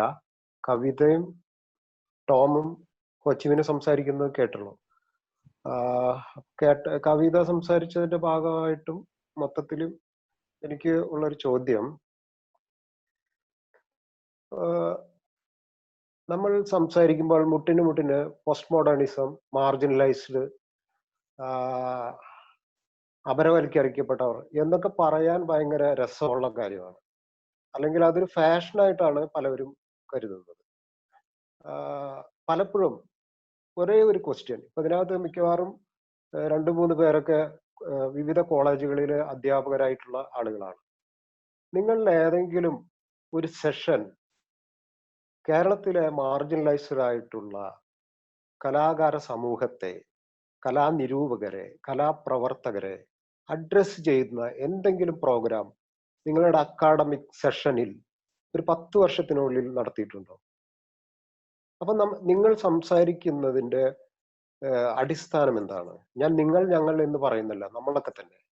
അതായത് കേരളത്തിലെ കോളേജുകളിലും യൂണിവേഴ്സിറ്റികളിലും സിനിമയിലും സാഹിത്യത്തിലും സംഗീതത്തിലും ഒക്കെ മാർജിനലൈസ്ഡ് ആയിട്ടുള്ള ആളുകളുടെ വിഷയങ്ങളൊക്കെ ഊർജ്ജസ്വലമായി ചർച്ച ചെയ്യുന്നുണ്ട്. കേരളത്തിലെ കലാസ്ഥാപനങ്ങളിൽ എത്രമാത്രമാണ് മാർജിനലൈസ്ഡ് ആയിട്ടുള്ള ആളുകളെയും കലാകാരന്മാരെയും അവരുമായിട്ടുള്ള ബന്ധപ്പെട്ടുള്ള വിഷയങ്ങൾ ചർച്ച ചെയ്യുന്നുണ്ട്. എല്ലാ വർഷവും സെമിനാർ നടത്തുമ്പോഴും നടത്തുമ്പോഴും സ്ഥിരമായിട്ട് വന്നു പോകുന്ന ആളുകൾ, അതായത് ആ സ്ഥാപനങ്ങളിൽ പഠിപ്പിക്കുന്ന ആളുകൾക്ക് സൗഹൃദമുള്ള അല്ലെങ്കിൽ ഏറ്റവും അടുത്ത് പരിചയമുള്ള ഒരു ചടങ്ങ് പോലെ നടത്തുന്നതല്ലാതെ ക്രിയേറ്റീവായിട്ട് പ്രൊഡക്റ്റീവായിട്ട് കേരളത്തിലെ മാർജിനലൈസ്ഡ് ആയിട്ടുള്ള ആർട്ടിസ്റ്റുകളുണ്ടോ? കലയിൽ ഒരിക്കലും ചർച്ച ചെയ്യാത്തുള്ള കാര്യമാണ്. മാർജിനലൈസ്ഡ് ആയിട്ടുള്ള ആർട്ടിസ്റ്റുകളെ കുറിച്ച്. ആർട്ടിസ്റ്റുകൾ മൊത്തത്തിൽ സമൂഹത്തിൽ നിന്ന് മാർജിനലൈസ്ഡ് ആയിട്ടുണ്ട്. എങ്കിൽ തന്നെ അതിനകത്ത് പിന്നെയും മാർജിനലൈസ്ഡ് ആവുന്ന ആളുകളുണ്ട്, ജാതീയമായും വംശീയമായും പലതരം കാരണങ്ങളാൽ.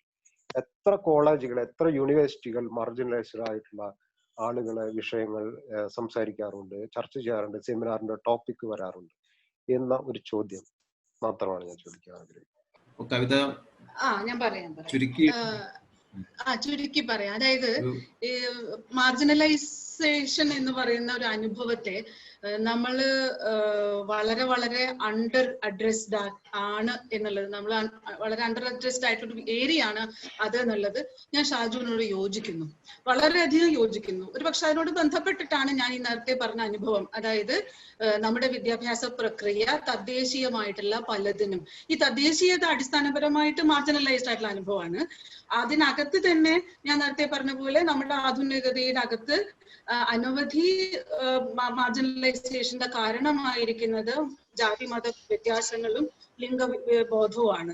ഇപ്പൊ ഇത്തരം പ്രശ്നങ്ങളെ അഡ്രസ് ചെയ്യുന്ന വിധത്തിൽ നമ്മുടെ സിലബസിൽ മാത്രമല്ല നമ്മുടെ കലാലയ ജീവിതത്തിന്റെ ഫോമിൽ തന്നെ മാറ്റം വരുത്തണം എന്നുള്ളത് എന്റെയും കൂടി ആഗ്രഹവും ആവശ്യവും ഒക്കെയാണ്. പലപ്പോഴും കിട്ടാവുന്ന പേരിൽ ഞാൻ അത് പുറത്തേക്ക് വരാറുണ്ട്. ഇനി ഇത് പറഞ്ഞപ്പോ ഞാൻ ഓർത്തത്, അത് പറയുമ്പോ വേറെ ഒന്നും തോന്നരുത്, ഞാനിപ്പോ പറഞ്ഞതിന് ഇതൊക്കെ ആഗ്രഹിക്കുന്നുണ്ട്, പക്ഷെ 15 കൊല്ലമായിട്ട് സർവീസിൽ ഇരുന്നിട്ട് നിങ്ങളൊന്നും ചെയ്തില്ല എന്ന് ചോദിക്കുകയാണെങ്കിൽ ഞാനൊരു 2 ഉത്തരം പറയാം. ഒന്ന്, എന്റെ മനസ്സിനെ ഏറ്റവും അധികം ആകർഷിച്ചിട്ടുള്ള, എന്താ പറയാ, എന്നെ പഠിപ്പിച്ചിട്ടുള്ള ഒരു അനുഭവം എന്ന് വെച്ചാല്, ഒരു ദാരുശില്പ വിദഗ്ധനായിട്ടുള്ള ആള് വിസിറ്റിംഗ് ഫാക്കൽറ്റി പ്രോഗ്രാമിന് വന്നു. അതേക്കുറിച്ച് ഞാൻ കലയുടെ നവലോകം എന്ന് പറഞ്ഞ ആ കളക്ഷനിൽ എഴുതിയിട്ടുണ്ട്. ശങ്കരേട്ടൻ ഇവിടെ ടോം യാസിന്റെ ചെറിയ ചെറിയ പ്രൊജക്ടുകൾ, കമ്മീഷൻ പ്രൊജക്ട് ഒക്കെ ചെയ്തുകൊണ്ടിരിക്കുന്ന ഒരു പാവം മനുഷ്യനാണ്. പക്ഷെ ആളുടെ കുത്തുവേല എന്ന് വെച്ചാല് അതിൽ അദ്ദേഹം അദ്ദേഹം വന്നിട്ട് കുട്ടികളെ പഠിപ്പിച്ചില്ല, ഞങ്ങളോട് വേറെ ഒന്നും സംസാരിച്ചില്ല, വന്നു പണിയായുധങ്ങൾ നേരെ നിരത്തി ഭംഗിയായിട്ട് വെച്ചു, എന്നിട്ട് അതിന്റെ അടുത്തിരുന്നിട്ട് ആള് വർക്ക് ചെയ്യാൻ തുടങ്ങി. കുട്ടികള് ആവശ്യമുള്ളവര് വന്ന് നോക്കുകയാണ് ചെയ്തത്.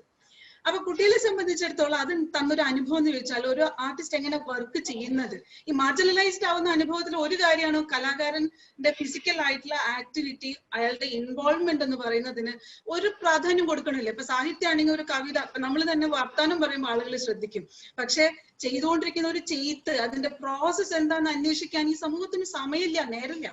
അപ്പോ ഈ കുട്ടികള് ഒരു സാമ്പിൾ ആയിട്ട്, ഒരു ആർട്ടിസ്റ്റിന്റെ സാമ്പിൾ ആയിട്ട് ശങ്കരേട്ടനെ എത്രമാത്രം ഉള്ളിലേക്ക് എടുത്തു എന്നുള്ളത് എന്റെ അനുഭവമാണ്. പിറ്റേ ദിവസം വിസിറ്റിംഗ് ഫാക്കൽറ്റി ആയിട്ട് വന്നത് നമ്മുടെ ഇവിടുത്തെ വളരെ പ്രധാനപ്പെട്ട ഒരു ഗ്ലോബൽ മലയാളി ആർട്ടിസ്റ്റുകളെ ജെല്ല് ചെയ്യുന്ന ഒരു ആളാണ് ബോസ് കൃഷ്ണമാചാരി.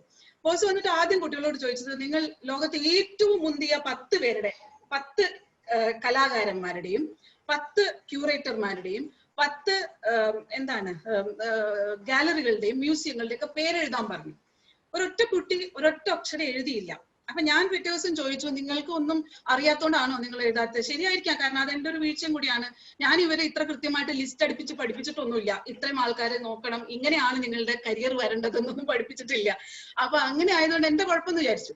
കുട്ടികൾ പറഞ്ഞത് അതല്ല, അവർ പറഞ്ഞത് എന്താ വെച്ചാൽ, ഈ പറയുന്ന ലിസ്റ്റിലുള്ള എല്ലാം വിചിത്രമായ കുറെ പേരുകളാണ്, ഞങ്ങൾക്കൊന്നും മനസ്സിലാവുന്നില്ല. ഇന്നലെ വന്ന ശങ്കരേട്ടനുമായിട്ട് കുട്ടികൾ ഉണ്ടാക്കിയ കണക്ഷൻ വളരെ വലുതായിരുന്നു. പക്ഷെ എന്റെ പ്രശ്നം ഇപ്പോ ഇതൊക്കെ പറയാം, മെയിൻ നടിക്കല്ല കേട്ടോ, ഇതൊക്കെ വൃത്തിയായി ഇതിനെ ഒരു കൺസെപ്ച്വൽ ഇഷ്യൂ ആയിട്ട് ഡെവലപ്പ് ചെയ്യാനായിട്ട് നമ്മളുടെ വിസിറ്റിംഗ് ഫാക്കൽറ്റി പ്രോഗ്രാമുകളുടെ ഭാഗമായിട്ട് ഒരു അക്കാഡമിക് ഇൻട്രസ്റ്റ് കുറച്ചുകൂടി ആഴത്തിൽ എടുത്ത് കുട്ടികളെ കുറച്ചുകൂടി എക്യൂപ്ഡ് ആക്കി കൊണ്ടുവരാനുള്ള വലിയ ചുമതല നമുക്കുണ്ട്. അതിൽ വലിയ വീഴ്ചയും ഉണ്ട്, ഞാൻ അത് അംഗീകരിക്കുന്നു. പിന്നെ ഇത് അംഗീകരിച്ചുകൊണ്ടെങ്കിൽ ഇത്തരം സങ്കടങ്ങൾ ഉള്ളിലുള്ളത് കൊണ്ട് തന്നെ ഒരു സമയത്ത് ഞാൻ ഒരു ചെറിയ 1 മിനിറ്റ് എടുക്കുള്ളൂ ചന്ദ്രമാഷെ, എക്സ്പാൻഡിങ് ആർട്ട് ഹിസ്റ്ററീസ് എന്നൊരു പ്രോജക്ട് ചെയ്തു. കുട്ടികളോട് ചോദിച്ചു, നിങ്ങളുടെ ആർട്ട് ഹിസ്റ്ററി എനിക്ക് പറഞ്ഞു തരൂ, കാരണം നിങ്ങൾക്ക് കലാചരിത്രം ഉണ്ട്, നിങ്ങൾ വരുന്ന സ്ഥലത്ത് നിന്ന് കലാചരിത്രം ഉണ്ട്, നിങ്ങളുടെ വീട്ടിൽ കലാചരിത്രം ഉണ്ട്. കുട്ടികളൊക്കെ പറഞ്ഞു, മിക്കവാറും വരും പറഞ്ഞു, ഇല്ല ടീച്ചറെ, ഞങ്ങൾക്ക് അങ്ങനെ വലിയ ഫേമസ് ആയിട്ടുള്ള ആർട്ടിസ്റ്റുകളൊന്നും ഞങ്ങളുടെ വീടിനകത്തില്ല, ഞങ്ങൾക്ക് എന്റെ വീട്ടിൽ തന്നെ കലാകാരന്മാരൊന്നും അങ്ങനെ ഇല്ല. ചോദിച്ചു വരുമ്പോണ്ടല്ലോ, ആ കുട്ടി വരുന്നത് ഒരു ബ്ലാക്ക് സ്മിത്ത് ഫാമിലിയിൽ നിന്നാണ്. അവളുടെ വീട്ടില് അവളുടെ ചെറിയച്ഛൻ ഒരു നല്ല കരുവാനാണ്, പക്ഷെ ജോലി പോയവനാണ്. നേരത്തെ പറഞ്ഞ പോലെ കത്തി ആവശ്യമില്ലാത്ത കാലം കത്തിയൊക്കെ സ്റ്റീൽ കത്തി ഉണ്ടാവുകയൊക്കെ ചെയ്ത കാലം പല കാര്യങ്ങൾക്കും അനാവശ്യം ആയി അയാളുടെ വിദ്യ. അങ്ങനെ അയാൾ ഒരു ഭാഗത്ത് ഒഴിഞ്ഞു പോയിരിക്കുന്ന ഒരു മടിയനായിരുന്നു. മടിയൻ. അവള് പറഞ്ഞത് പിറ്റേ ദിവസം വന്നിട്ട് ഞാൻ എന്റെ ചെറിയച്ഛനെ ഡോക്യുമെന്റ് ചെയ്തു. ആ ചെറിയച്ഛനോട് ആദ്യമായിട്ടാണ് കാലങ്ങളായിട്ട് ഒരാള് കത്തി ഉണ്ടാക്കുന്നത് ഒന്ന് വീഡിയോ എടുക്കട്ടെ എന്ന് ചോദിച്ചത്. എന്റെ ചെറിയച്ഛന്റെ സന്തോഷം കണ്ടപ്പോ എനിക്കും ഉള്ളിൽ വലിയ അഭിമാനം തോന്നി എന്നെ പറ്റി തന്നെയെന്ന്. പക്ഷെ അതൊരു ചെറിയ വികാര സന്ദർഭം എന്ന് മാത്രമേ ഉള്ളൂ. പക്ഷെ അതിനെ പിന്നീട് എങ്ങനെ വലുതാക്കണം ചോദ്യമാണ്. പക്ഷെ ആ ചെറിയ ചെറിയ വീഡിയോ കണ്ടന്റുകൾ വഴി ഓരോ വിദ്യാർത്ഥിയും അവനവന്റേതായിട്ടുള്ള ഒരു ആർട്ട് ഹിസ്റ്ററി അതിനെ വേണമെങ്കിൽ തിയറൈസ് ചെയ്യാൻ പറ്റും. നമുക്ക് പലതും ഉപയോഗിച്ച് ജെയിംസ് എൽക്കിൻസിന്റെ ഹിസ്റ്ററി എന്ന് വെച്ചാൽ എവരിബഡി ഹാസ് ആർട്ട് ഹിസ്റ്ററി എന്നാണ്, അല്ലാതെ അതൊരു അധികാര കേന്ദ്രത്തിൽ നിന്ന് വരുന്ന സാധനമൊന്നുമല്ല. അപ്പൊ അങ്ങനെ കലാചരിത്രത്തെ മാറ്റി എടുക്കാൻ, എക്സ്പാൻഡ് ചെയ്യാൻ, ആർട്ട് ഹിസ്റ്ററിയുടെ ബോർഡേഴ്സ് എക്സ്പാൻഡ് ചെയ്യേണ്ടതിന്റെ ആവശ്യം തന്നെയാണ് ഞാൻ നേരത്തെ പറഞ്ഞ അവതരണത്തിലും അവസാനം സൂചിപ്പിച്ചത്. അപ്പൊ ഷാജു പറഞ്ഞ പോലെ ഞാൻ പരിപൂർണമായിട്ടും സെൽഫ് ക്രിട്ടിക്കൽ ആയിട്ട് നിൽക്കുന്നു. ഇത് നമുക്ക് മുന്നോട്ട് വേറൊരു രീതിയിൽ ഇതിനെ ക്രിട്ടിസൈസ് ചെയ്ത് തന്നെ സെൽഫ് ക്രിട്ടിക്കൽ ആയിട്ട് തന്നെ കാണേണ്ടതുണ്ട്. നേരത്തെ പറഞ്ഞ പോലെ ഈ പ്രശ്നങ്ങളെ അക്കാഡമിക് ആയിട്ട് തിയറൈസ് ചെയ്യാൻ എങ്ങനെയാണെന്നും കൂടി നമ്മൾ ആലോചിക്കണം. അല്ലെങ്കിൽ നേരത്തെ പറഞ്ഞ വൈകാരിക പ്രകടനങ്ങളിൽ അത് ഒതുങ്ങി പോകാൻ സാധ്യതയുണ്ട്. പിന്നെ സിലബസ് മാറ്റണമെന്ന് വെറുതെ പറഞ്ഞതുകൊണ്ടായില്ല. നമ്മുടെ പാനലിസ്റ്റുകൾക്ക് ഒന്ന് കൂടി കൺക്ലൂഡ് ചെയ്ത് വേറെ ആരുടെയെങ്കിലും ക്വസ്റ്റ്യൻസ് ഡയറക്റ്റ് ആയിട്ട് ചോദിക്കാമോ? തീർച്ചയായിട്ടും. ഓക്കെ സർ, ഞാൻ ആദ്യം മുതലേ ഈ ടോക്ക് കേൾക്കായിരുന്നു. ചന്ദ്രമാഷിന്റെ ഇൻട്രഡക്ഷനും റിംസൺ സാറും കവിത ടീച്ചറും ബാക്കിയുള്ള പാനലിസ്റ്റുകൾ എല്ലാവരും കേട്ടു. പക്ഷെ എനിക്ക് ഇൻട്രസ്റ്റിംഗ് ആയി തോന്നിയ ഒരു കാര്യം, ഈ ടോപ്പിക്കിന്റെ തുടക്കം നമ്മളൊക്കെ പ്രതീക്ഷിച്ചത് കലാലോകം ഒരു പുനർവിചിന്തനത്തിന് സാധ്യമാണോ എന്നുള്ള ഒരു ക്വസ്റ്റ്യൻ ആയിട്ടാണ് നമ്മളിത് കണ്ടത്. പക്ഷെ അത്തരം ഒരു ആലോചനകൾക്ക് സാധ്യതയില്ല, അതിൽ പ്രത്യേകിച്ച് വലിയൊരു ആലോചനയ്ക്ക് കാര്യമില്ല എന്നുള്ള രീതിയിലാണ് മോഡറേറ്റർ എന്നുള്ള രീതിയിൽ ഇൻട്രൊഡക്ഷനിൽ ചന്ദ്രമാഷ് പറഞ്ഞു തുടങ്ങിയത്. കാരണം ഇതിനേക്കാൾ ഭീകരമായ പല കാര്യങ്ങൾ ഇതിനു മുമ്പ് നടന്നിട്ടും കലാലോകമായ രീതിയിലോ അല്ലെങ്കിൽ പൊതുവെ മനുഷ്യ സമൂഹം അതിനോട് അങ്ങനെയല്ല റിയാക്ട് ചെയ്തതാണ്. ക്വസ്റ്റ്യൻ ഇതാണ് സർ, ക്വസ്റ്റ്യൻ ആയിട്ടല്ല, പക്ഷെ എനിക്ക് ഇൻട്രസ്റ്റിംഗ് ആയി തോന്നിയ ഒരു കാര്യം കവിത ടീച്ചർ പറഞ്ഞതിലാണ് ഇത് കുറച്ചും കൂടി എക്സ്പാൻഡ് ചെയ്യപ്പെട്ടിട്ടുള്ളത്. അതിന്റെ ഈ ആന്ത്രപ്പോസെൻട്രിക് ആയിട്ടുള്ള, ഹോമോസെൻട്രിക് ആയിട്ടുള്ള, മനുഷ്യകേന്ദ്രീകൃതമായിട്ടുള്ള കലയെ കുറിച്ചുള്ള കാഴ്ചപ്പാടിന്റെ ആകുലതകൾ മാത്രമാണ് ബാക്കിയുള്ള പാനലിസ്റ്റുകൾ പൊതുവെ സംസാരിച്ചതെന്നാണ് എനിക്ക് തോന്നിയത്. അതിൽ അങ്ങോട്ടും ഇങ്ങോട്ടുള്ള ചെറിയ വേരിയേഷൻസ് ഉണ്ട്, ചില കാര്യങ്ങളിൽ കണക്ട് ചെയ്യാൻ പറ്റുന്നതുമാണ്, ചേർന്നിക്കാവുന്ന ചില പൊസിഷൻസ് ഉണ്ട്. പക്ഷെ അതിലപ്പുറം സാധ്യമാണോ അല്ലയോ എന്ന് അറിയില്ലെങ്കിൽ പോലും പ്രസക്തമായ ഒരു ക്വസ്റ്റ്യൻ ഉണ്ട്. ഇത് ഇങ്ങനെ തന്നെയാണോ മുമ്പോട്ട് പോകേണ്ടത്? ഇങ്ങനെ ആയിരുന്നോ നമ്മൾ കലാലോകത്തിനെയും കലാചരിത്രത്തിനെയും നോക്കി കാണേണ്ടത്?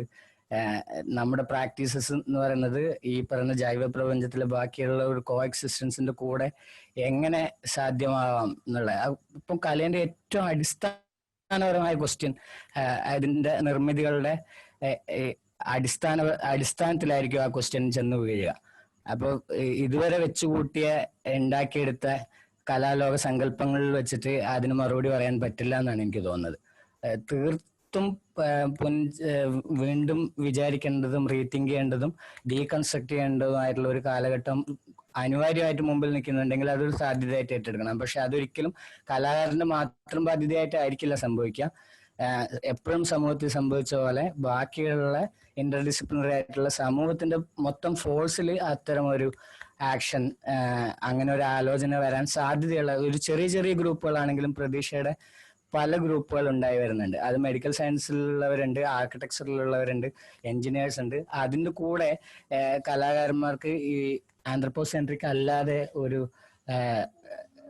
വ്യവസ്ഥിതിക്ക് വേണ്ടിയിട്ട് എന്ത് കോൺട്രിബ്യൂട്ട് ചെയ്യാം എന്ന് പറയുന്ന ആലോചനയായിരിക്കും യഥാർത്ഥ അർത്ഥത്തിൽ ഈ ചോദ്യത്തിന് പ്രസക്തമാക്കുന്നതെന്ന് തോന്നുന്നു.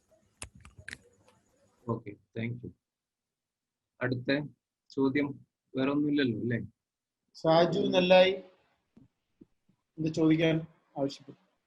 അല്ല, ഷാജു നെല്ലായിയുടെ ചോദ്യം നേരത്തെ ചോദിച്ചു കഴിഞ്ഞാണ്. മാത്രമല്ല ആദ്യത്തെ ചോദ്യം അദ്ദേഹം എഴുതി ചോദിച്ചതിനാണ് റിംസൺ മറുപടി പറഞ്ഞത്.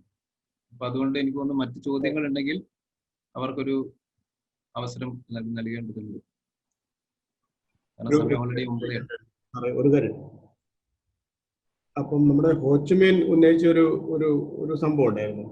എന്നുവെച്ചാൽ ഈ കലാകാരന്മാരുടെ നിലനിൽപ്പിന്റെ ഒരു പ്രശ്നമുണ്ടായിരുന്നു.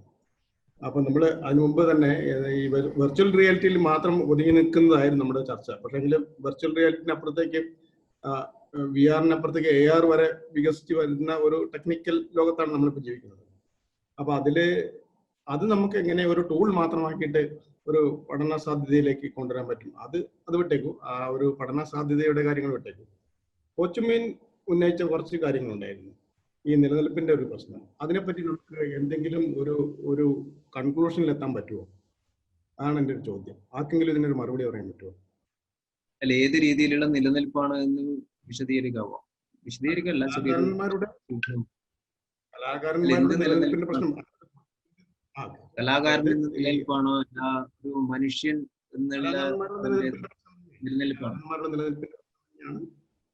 ഇപ്പൊ ചോദിച്ച ചോദ്യത്തെ കുറിച്ചിട്ടാണെന്നുണ്ടെങ്കിൽ എനിക്ക് തോന്നുന്നത് എന്താ വെച്ചാല്, ഈ അതൊരു പ്രധാനപ്പെട്ട ഒരു ചോദ്യമാണ്. ഈ ആർട്ട് 2 മിനിറ്റ്.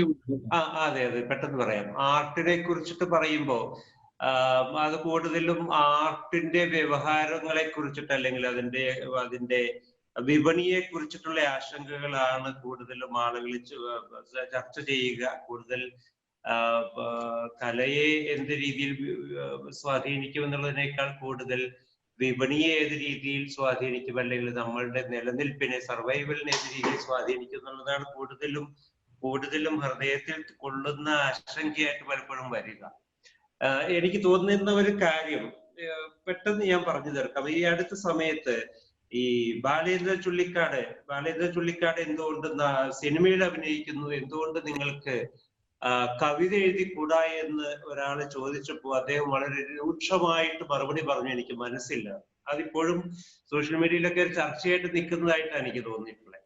അപ്പൊ അതാണ് അതിന്റെ ഒരു യാഥാർത്ഥ്യം. കാരണം ഇത് എനിക്ക് തോന്നുന്നത് ഈ കലയെന്ന് പറയുന്നത് ഒരു പ്രൊഫഷൻ എന്നുള്ള ഒരു തലത്തിലോട്ട് നമ്മളുടെ സമൂഹത്തില് ഇനിയും വളർന്നു വന്നിട്ടില്ല. അതൊരു ഉട്ടോപ്യൻ ഡ്രീം മാത്രമാണ്.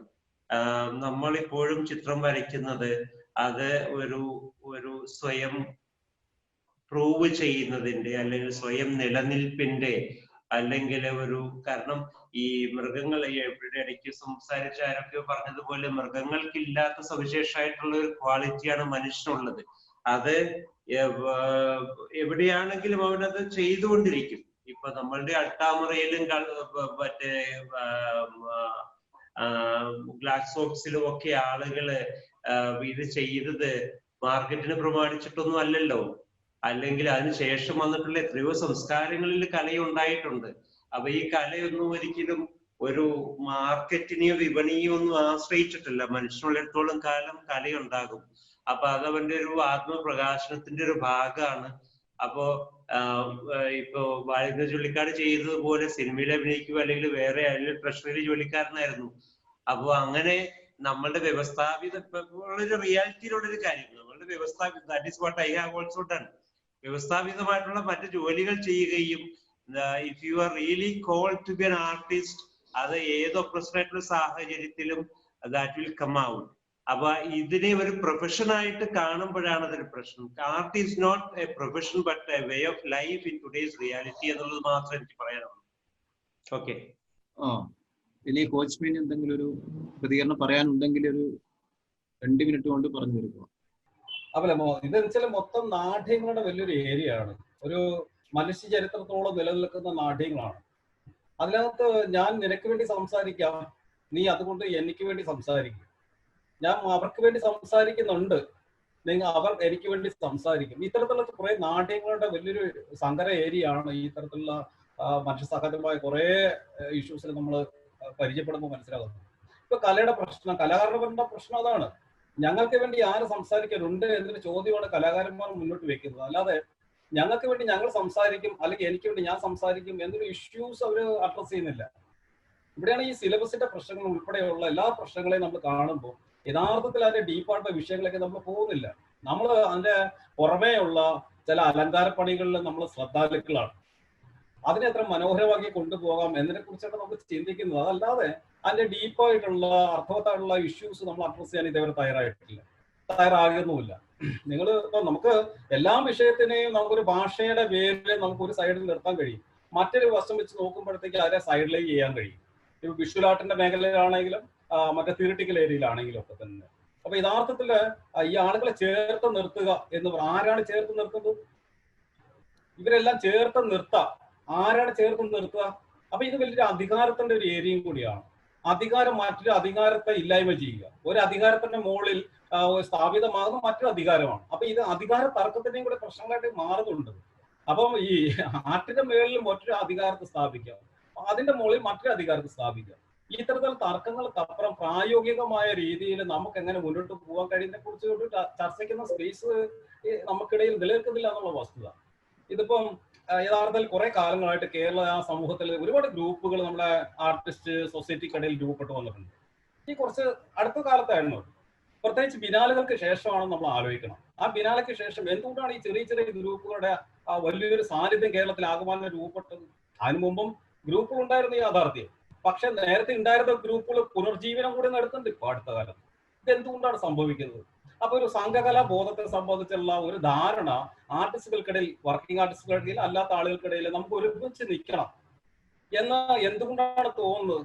അപ്പം ഞങ്ങൾക്ക് വേണ്ടി സംസാരിക്കാൻ ഞങ്ങളല്ലാതെ മറ്റാരുമില്ല എന്നുള്ളൊരു ഇഷ്യൂസ് അവർ ഉയർത്തിക്കൊണ്ട് വരുന്നുണ്ട്. അപ്പൊ അത്തരത്തിലുള്ള ചെറിയ ചെറിയ സംഘങ്ങൾ, നമ്മുടെ ഇപ്പൊ ഈ ഗ്രന്ഥശാല സംഘങ്ങളുടെയൊക്കെ പ്രസക്തി, രാഷ്ട്രീയ പ്രസക്തിയും അവരുടെ സാമൂഹിക പ്രസക്തിയൊക്കെ നമുക്ക് തിരിച്ചറിയാവുന്ന ആളുകളാണ്. ആ ഗ്രന്ഥശാല പ്രസ്ഥാനങ്ങൾ വളർന്നതോടുകൂടി കേരളത്തിന്റെ ഒരു വായന സംസ്കാരം തന്നെ രൂപപ്പെട്ടു. അപ്പൊ ഇവിടെ യഥാർത്ഥത്തിൽ ഇത് ചെറിയ ചെറിയ സംഘങ്ങൾ എന്തുകൊണ്ട് രൂപപ്പെടുന്നു? ആ സംഘങ്ങൾ എങ്ങനെയാണ് ക്രിയാത്മകമായിട്ട് ഫങ്ഷൻ ചെയ്യപ്പെടുന്നത്? അതുകൊണ്ട് ആരോഗ്യകരമായ ഒരു ഏരിയ എങ്ങനെയാണ് ഡെവലപ്പ് ചെയ്ത് വരുന്നത്?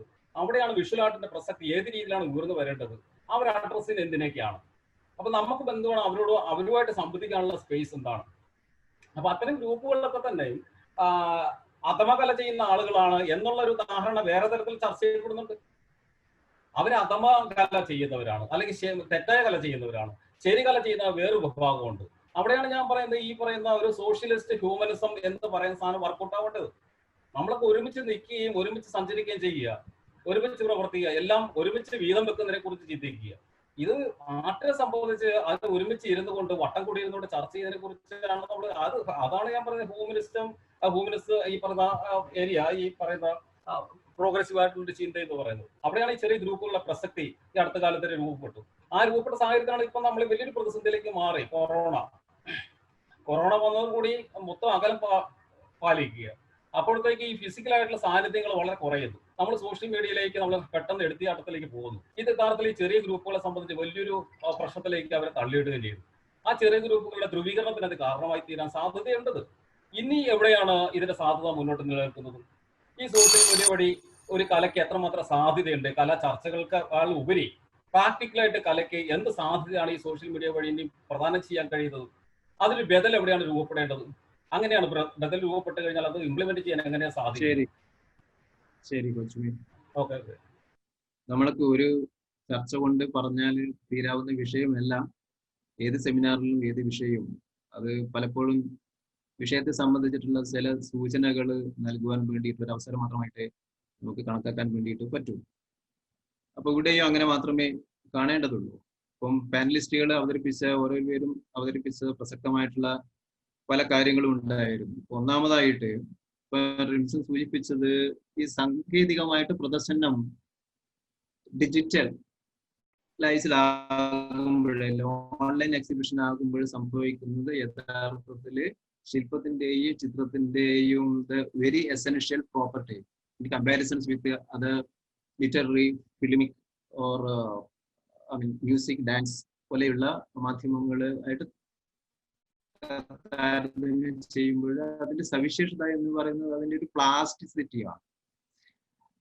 അല്ല, വേറെ രീതി പറയുകയാണെങ്കിൽ നിശ്ചലമായിരിക്കുന്ന ഒരു ദൃശ്യ ഘടകമാണ്. ഈ ദൃശ്യാംശങ്ങളിൽ ഊന്നി നിന്നുകൊണ്ട്, അല്ലെങ്കിൽ ഒരു ശില്പിയും ചിത്രകാരനും ആവിഷ്കരിക്കുന്ന ദൃശ്യാംശം എന്ന് പറയുന്നത് ഇമേജ് ആയിട്ടും ഇമേജിനെ സവിശേഷമായ രീതിയിൽ ആവിഷ്കരിക്കുന്നത് ആണ് യഥാർത്ഥത്തിൽ ഒരു പ്രതിപാദ്യത്തെ സംബന്ധിച്ച് അദ്ദേഹം മുന്നോട്ട് വെക്കുന്ന ഒരു വ്യാഖ്യാനം. ഒരു കാഴ്ച വസ്തുവിനെ ആവിഷ്കരിക്കുന്ന, അതിനെ സവിശേഷമാക്കുന്ന കാഴ്ച എന്ന് പറയുന്ന ഒരു ഘടകത്തിലൂടെയാണ് പുതിയ രീതിയിൽ നോക്കിക്കാണുവാൻ വേണ്ടി മുന്നോട്ട് വരുന്നത്. അപ്പൊ അങ്ങനെ മാറുന്നിടത്ത് അതിന്റെ സൂക്ഷ്മാംശങ്ങൾ കാഴ്ചയിൽ പതിയേണ്ടതുണ്ട്. അപ്പൊ എന്താണോ യഥാർത്ഥത്തിൽ പതിയേണ്ടത്, ആ പതിയേണ്ടുന്ന അംശങ്ങൾ യഥാർത്ഥത്തിൽ ഈ ഓൺലൈൻ എക്സിബിഷനിൽ പതിയാനുള്ള സാധ്യതകളില്ല. അതിന്റെ എസൻഷ്യൽ പ്രോപ്പർട്ടി കാഴ്ചയിൽ പെടാതെ പോകുന്നു എന്നുള്ളതാണ് ഇപ്പോഴ് സാങ്കേതികമായി ഡിജിറ്റലൈസ് പ്രദർശനങ്ങൾ നമ്മൾ ചെയ്യാൻ നിർബന്ധിക്കപ്പെടുമ്പോൾ നഷ്ടമാകുന്നൊരു കാര്യം. അപ്പൊ ഇതിനെ നമുക്ക് ഇമ്മീഡിയറ്റ് ആയിട്ട് അതിനൊരു ബദൽ എന്താണ് എന്ന് പറയാൻ വേണ്ടിയിട്ട് പറ്റില്ല. പക്ഷെ എന്തായാലും ഇങ്ങനെ ഒരു സംഭവം നടക്കുന്നത് കൊണ്ട് അതിന്റെ ഒരു വൈരുദ്ധ്യത്തെ അദ്ദേഹം ചൂണ്ടിക്കാണിക്കാൻ വേണ്ടിയിട്ട് ശ്രമിച്ചു. അപ്പോ ഇത് മുമ്പേ തന്നെ നമ്മൾ അനുഭവിച്ചിട്ടുണ്ട് വേറെ രീതിയിൽ. നമ്മൾ കലാചരിത്രം പഠിക്കുന്നത് അച്ചടിച്ച പുസ്തകങ്ങളിൽ കറുപ്പും വെളുപ്പും കലർന്ന ചിത്രങ്ങൾ കണ്ടിട്ടാണ്, ശില്പത്തിന്റെയും ചിത്രത്തിന്റെയും. അതല്ലെങ്കിൽ ചിലപ്പോൾ വർണ്ണചിത്രങ്ങളുണ്ട്. അവിടെ ആകുമ്പോഴും വലിയ ഒരു ചിത്രത്തിന്റെ, വലിയ ഒരു ശില്പത്തിന്റെ ചെറിയൊരു രൂപമാണ്. അപ്പൊ ഇത് രണ്ടും കാഴ്ചയിൽ പ്രകടമായിട്ടുള്ള വ്യത്യാസങ്ങൾ ഉണ്ടാകും. വലിയ ഒരു ചിത്രം കാണുമ്പോൾ നമ്മൾ ഓരോ ചെറിയ ചെറിയ ദൃശ്യാംശങ്ങളിൽ നിന്നും മറ്റൊന്നിലേക്ക് പതിയെ പതിയെ കണ്ണ് സഞ്ചരിച്ചിട്ടാണ് ഒടുവിലാണ് ചിത്രമോ ശില്പമോ നമ്മുടെ ദൃഷ്ടിപഥത്തില് പതിയുന്നത്, അതിന്റെ സഞ്ചാരം പൂർത്തിയാകുന്നു. അപ്പൊ ഈ ഒരു ദൃശ്യഗതി ഒരു കലാസൃഷ്ടിയെ സമീപിക്കുമ്പോൾ ഒരു അച്ചടിച്ച പുസ്തകത്താളിൽ നേരെ വിപരീതമാണ്. അപ്പൊ കൈത്തലത്തിലുള്ള ഒരു പുസ്തകത്തിൽ കാണുന്ന ചെറിയ ഒരു black and white photographic image എന്ന് പറയുന്നത് ആദ്യ കാഴ്ചയിൽ തന്നെ നമ്മൾ വലിയൊരു പെയിന്റിങ്ങിനെ മൊത്തമായിട്ട് കാണുകയാണ്. പക്ഷെ മൊത്തമായി കാണുകയും സൂക്ഷ്മാംശങ്ങളൊന്നും കാണാതിരിക്കുകയും ചെയ്യുന്നു എന്നൊരു വിപരീത ദിശയിലാണ് യഥാർത്ഥത്തിൽ നമ്മൾ കലാചരിത്രം പഠിച്ചു വന്നിട്ടുള്ളത്. അപ്പോ അത് ഇതിനു മുമ്പേ തന്നെ ഇങ്ങനെയുള്ള വൈരുദ്ധ്യങ്ങൾ നിലവിലുണ്ടായിരുന്നു എന്നാണ് ഞാൻ പറഞ്ഞു വരുന്നത്. അപ്പൊ അതുകൊണ്ടാണ് ഈ ഒറിജിനൽ കാണുന്നത് കൂടുതൽ പ്രസക്തമാകുന്നത്. അപ്പൊ ഒറിജിനലുകൾ ഇല്ലാതെ ഈ എന്താണ് ഡിജിറ്റൽ ഇമേജ് മാത്രമായിട്ട് ഈ കലയിലെ കാഴ്ച ചുരുങ്ങിപ്പോകുന്നത് വേറെ രീതിയിൽ വലിയൊരു ആകുലതകൾ സൃഷ്ടിക്കുന്നുണ്ട് എന്ന് പറയാം. മറ്റൊന്ന്, യഥാർത്ഥത്തില് ഈ കവിത സൂചിപ്പിച്ചൊരു കാര്യം, ഈ ഒരു മനുഷ്യാതീതമായ ഒരു ജീവിത അവസ്ഥയിലേക്ക്, ആവാസ വ്യവസ്ഥയിലേക്ക് ഉള്ള സങ്കല്പങ്ങൾ വളർന്നു വരുന്നതാണ്. അപ്പൊ അതുകൊണ്ട് തന്നെ ഒരു മനുഷ്യ കേന്ദ്രിതമായിട്ടുള്ള ഒരു ജീവിത സന്ദർഭത്തിലേക്ക് കലയെ തിരികെ പിടിക്കുന്നതിന്റെ ഒരു ആവശ്യകതയെ കുറിച്ചിട്ടാണ് കവിത സൂചിപ്പിച്ചത്. യഥാർത്ഥത്തിൽ ഇത് തന്നെയാണ് ഞാൻ ആമുഖമായിട്ട് സംസാരിച്ചപ്പോഴും സൂചിപ്പിച്ച ഒരു വിഷയം. ഇത് നേരത്തെ ഒരു ചോദ്യകർത്താവ് ആരും മുന്നോട്ട് വെക്കുന്നില്ല എന്നാണ് എന്റെ ഒരു നിരീക്ഷണം എന്നാണ്. യഥാർത്ഥത്തിൽ നേരെ മറിച്ചാണ്. ഞാൻ പ്രധാനമായിട്ട് ഊന്നൽ നൽകുവാൻ വേണ്ടിയിട്ട് ശ്രമിച്ചത് സാങ്കേതികമായി മാറുന്നതിലൂടെയല്ല, രോഗികൾ ദിനം ദിനം കൂടുതൽ മരിക്കുന്നതിലൂടെ, ലക്ഷങ്ങളായിട്ട് ഈ കാഷ്വാലിറ്റീസ് വർദ്ധിക്കുന്നതിലൂടെയല്ല, പ്രാഥമികമായിട്ട് ഏത് പശ്ചാത്തലത്തിലും ഏത് കാരണം കൊണ്ടായാലും മനുഷ്യ സങ്കല്പത്തിൽ ഉലച്ചിൽ സംഭവിക്കുമ്പോൾ, മനുഷ്യ സങ്കല്പത്തിൽ നടുക്കം സൃഷ്ടിക്കുമ്പോൾ, മനുഷ്യനെ കുറിച്ചുള്ള സങ്കല്പങ്ങൾ മാറി വരുമ്പോഴാണ് കലയെ കുറിച്ചിട്ടുള്ള സങ്കല്പങ്ങളും സമീപനങ്ങളും മാറി വരിക എന്നുള്ളത്. ഇപ്പൊ നമുക്ക് ഏറ്റവും കൂടുതൽ സുപരിചിതമായിട്ടുള്ള കലയുടെ ഒരു ഭാഷയാണ് റിയലിസം എന്ന് പറയുന്നത്. ഈ റിയലിസം യൂറോപ്പിൽ വളർന്നു വരുന്നത് പോലും യഥാർത്ഥത്തിൽ കലാകാരന്മാർ സ്വയം ഉണ്ടാക്കിയെടുത്തതല്ല. പുറത്തൊരു യാഥാർത്ഥ്യ ലോകമുണ്ട്, ആ യാഥാർത്ഥ്യത്തിന് പകരമായിട്ട് സമാനമായ അളവിൽ ചിത്രവും ശില്പവും നിർമ്മിക്കണം എന്ന് കലയ്ക്കകത്തു നിന്ന് ഉണ്ടായ ചിന്തയുടെ ഭാഗമായിട്ടല്ല ഉണ്ടായത്. മറിച്ച് കലേതരമായ ജീവിതാവസ്ഥയിൽ നിന്ന്, സാമൂഹികവും മതപരവുമായ ഒരു ജീവിതാവസ്ഥയിലാണ് ആദ്യം റിയലിസം ഉണ്ടായിട്ടുള്ളത്. സയൻസിലും മാത്തമാറ്റിക്സിലും ബോധത്തിലൊക്കെ തന്നെ ഒരു റിയലിസത്തെ കുറിച്ചിട്ടുള്ള ഒരു കാഴ്ചപ്പാട് ഉണ്ടായി. ആ കാഴ്ചപ്പാടിന്റെ ഒരു എക്സ്റ്റൻഷനാണ്, ആ ചിന്തയുടെ ഒരു തുടർച്ചയാണ് യഥാർത്ഥത്തിൽ റിയലിസത്തെ പോലും രൂപീകരിച്ചത് എന്നാണ് മനസ്സിലാക്കേണ്ടത്. ആ രീതിയിൽ കലയ്ക്ക് ഉള്ളിൽ നിന്ന് മാത്രമായിട്ട് പുതിയ സങ്കല്പങ്ങൾ ഉണ്ടാവില്ല. മനുഷ്യ സമൂഹത്തിൽ പൊതുവെ മനുഷ്യനെ കുറിച്ചുള്ള സങ്കല്പത്തിൽ ഉണ്ടാകുന്ന മാറ്റം ആണ് കലയെ മാറ്റി തീർക്കുവാൻ വേണ്ടിയിട്ട് സഹായിക്കുക. അപ്പൊ ആ രീതിയിൽ ആണ് നമ്മൾ ഇപ്പൊ തുടർന്ന് വരുന്ന ഒരു കലാ സമ്പ്രദായം എന്താണ്, അതിൽ എത്രമാത്രം മനുഷ്യനുണ്ട് എന്ന് നേരത്തെ കവിതയൊക്കെ സൂചിപ്പിച്ചതുപോലെ എത്രമാത്രം മനുഷ്യനുണ്ട് എന്ന് ആലോചിക്കേണ്ടത്.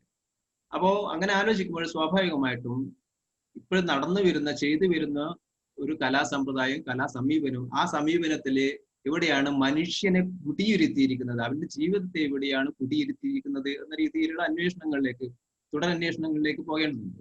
എന്തായാലും ഈ ഒരു വ്യവസ്ഥ നിലനിൽക്കുന്നതുകൊണ്ട് ആണ് ടോം ജെ വട്ടക്കുഴി യഥാർത്ഥത്തില് മൂല്യരഹിതമായ ഒരു ജീവിത കാഴ്ചപ്പാടിനകത്ത് മൂല്യരഹിതമായി തുടർന്നു പോകുന്ന ഒരു കലയുടെ അംശത്തെ കുറിച്ചും സൂചിപ്പിച്ചത്. അത് തന്നെയാണ് യഥാർത്ഥത്തിൽ കൂടുതൽ ഈ കലാപ്രവർത്തകരുടെ സംഘടനകളും ഒരു ഈ ആഗോളതലത്തിലുള്ള ദൃശ്യോത്സവം കേരളത്തിൽ വന്നതിന് ശേഷം ഉണ്ടായ കാരണങ്ങളെ എന്താണ് അന്വേഷിക്കേണ്ടതുണ്ട് എന്നതിലൂടെയും സൂചിപ്പിക്കുകയുണ്ടായത്. എന്തായാലും നമുക്കിവിടെ സമയപരിമിതി കാരണം ഇവിടെ നിർത്തേണ്ടതുണ്ട്. ഇതിലുള്ള ഓരോ വിഷയവും കൂടുതൽ ചർച്ച ക്ഷണിക്കുന്നതാണ്, കൂടുതൽ വിശദീകരണങ്ങൾ ആവശ്യപ്പെടുന്നതാണ്. ചോദ്യങ്ങൾ സംബന്ധിച്ചും അത്തരത്തിലുള്ള ചർച്ചകൾ ഉണ്ടാകേണ്ടതുണ്ട്. പക്ഷെ എന്തായാലും ഒരു കാര്യം തീർത്തും നമുക്ക് ഉറപ്പിച്ചു പറയാൻ വേണ്ടിയിട്ട് പറ്റും. എല്ലാ സെമിനാറിലും സംഭവിക്കുന്നത് പോലെ അവതരിപ്പിച്ച പ്രധാനപ്പെട്ട വിഷയവുമായി ബന്ധപ്പെട്ട് ഇവിടെയും ചോദ്യങ്ങളും സംശയങ്ങളൊന്നും ഉണ്ടായിട്ടില്ല എന്നുള്ളത് ഈ സെമിനാറിനെയും രസകരമാക്കുന്നു എന്ന് പറയാം. ചോദിക്കുന്നതൊന്നും മനസ്സിലാക്കുന്നത് വേറെ ഒന്നുമാണ് എന്നുള്ളത് വളരെ രസകരമാക്കിയിട്ടുണ്ട് ഈ സന്ദർഭത്തെ എന്ന് പറയാം. അപ്പൊ ആ രീതിയിൽ കലയെക്കുറിച്ച് പറയുമ്പോൾ നമ്മൾക്ക് കലയേതരമായും കലയുമായിട്ട് മറ്റൊരുപാട് ചോദ്യങ്ങൾ ഉണ്ടാവും. പറഞ്ഞ കാര്യങ്ങൾ മുഴുവൻ മറന്നു പോവുകയും ചെയ്യുന്ന അവസ്ഥ. അതിലൂടെ ഉപേക്ഷിക്കപ്പെടുന്ന ഒരു അസംതൃപ്തി കൂടുതൽ പുതിയ സെമിനാറുകളും വെബിനാറുകളും ഉണ്ടാകുവാൻ വേണ്ടിയിട്ട് കളമൊരുക്കും എന്നതാണ് ഇതിന്റെ രസകരമായിട്ടുള്ളൊരു കാര്യം. ഏതായാലും വോട്ട് ഓഫ് താങ്ക്സ് സമയമായി ഞാൻ അജിത്തിന് വേണ്ടിയിട്ട് ഇതിനുവേണ്ടി ക്ഷണിക്കാം. തീർച്ചയായും ചന്ദ്രൻ സാറ് സൂചിപ്പിച്ചത് ശരിയാണ്. സമയപരിമിതി മൂലം ഒരു കുറച്ചുകൂടി നമുക്ക് മുമ്പോട്ട് കൊണ്ടുപോകാൻ കഴിയുകയില്ല. നമുക്ക് ഈ വെബിനാർ ഇപ്പോൾ ഇവിടെ അവസാനിപ്പിക്കേണ്ടതുണ്ട്. ഈ വെബിനാറിൽ പങ്കെടുത്ത ശ്രീ നെമം പുഷ്പരാജ്, എൻ റിംസൺ, ചന്ദ്രൻ TV, Tom J Vattakuzhi, Ho Chi Minh PH, കവിത ബാലകൃഷ്ണൻ, അതുപോലെ തന്നെ ഈ വെബിനാറുമായി സഹകരിച്ച കേരള ലളിതകല അക്കാദമി, ഈ ചർച്ചയിൽ പങ്കെടുത്ത ചോദിച്ച ടൈപ്പ് ചെയ്തും അല്ലാതെ നേരിട്ടും ഉന്നയിച്ച കലാകാരന്മാർ, സുഹൃത്തുക്കൾ, ഈ വെബിനാർ പങ്കെടുത്ത നൂറുകണക്കിന് പേർ, അതുപോലെ തന്നെ ഈ വെബിനാർ ഫേസ്ബുക്കിൽ കണ്ടുകൊണ്ടിരിക്കുന്ന എല്ലാവർക്കും മ്യൂസിയത്തിൻ്റെയും അതുപോലെ തന്നെ കേരള ലളിതകല അക്കാദമിയുടെ പേര് നന്ദി രേഖപ്പെടുത്തുന്നു. ഈ വെബിനാറിൻ്റെ റെക്കോർഡഡ് വേർഷൻ യൂട്യൂബിൽ ഉടൻ തന്നെ അവൈലബിൾ ആകും. വീണ്ടും ഇത് കാണുന്നതിന് വേണ്ടി, കാണാത്തവർക്ക് പകർന്നു നൽകുന്നതിന് വേണ്ടി അതിലൂടെ സാധ്യമാകും. ഒരിക്കൽ കൂടി എല്ലാവർക്കും നന്ദി രേഖപ്പെടുത്തുന്നു. നമുക്ക് പിരിയാൻ താൽക്കാലികമാണ്. Thank you.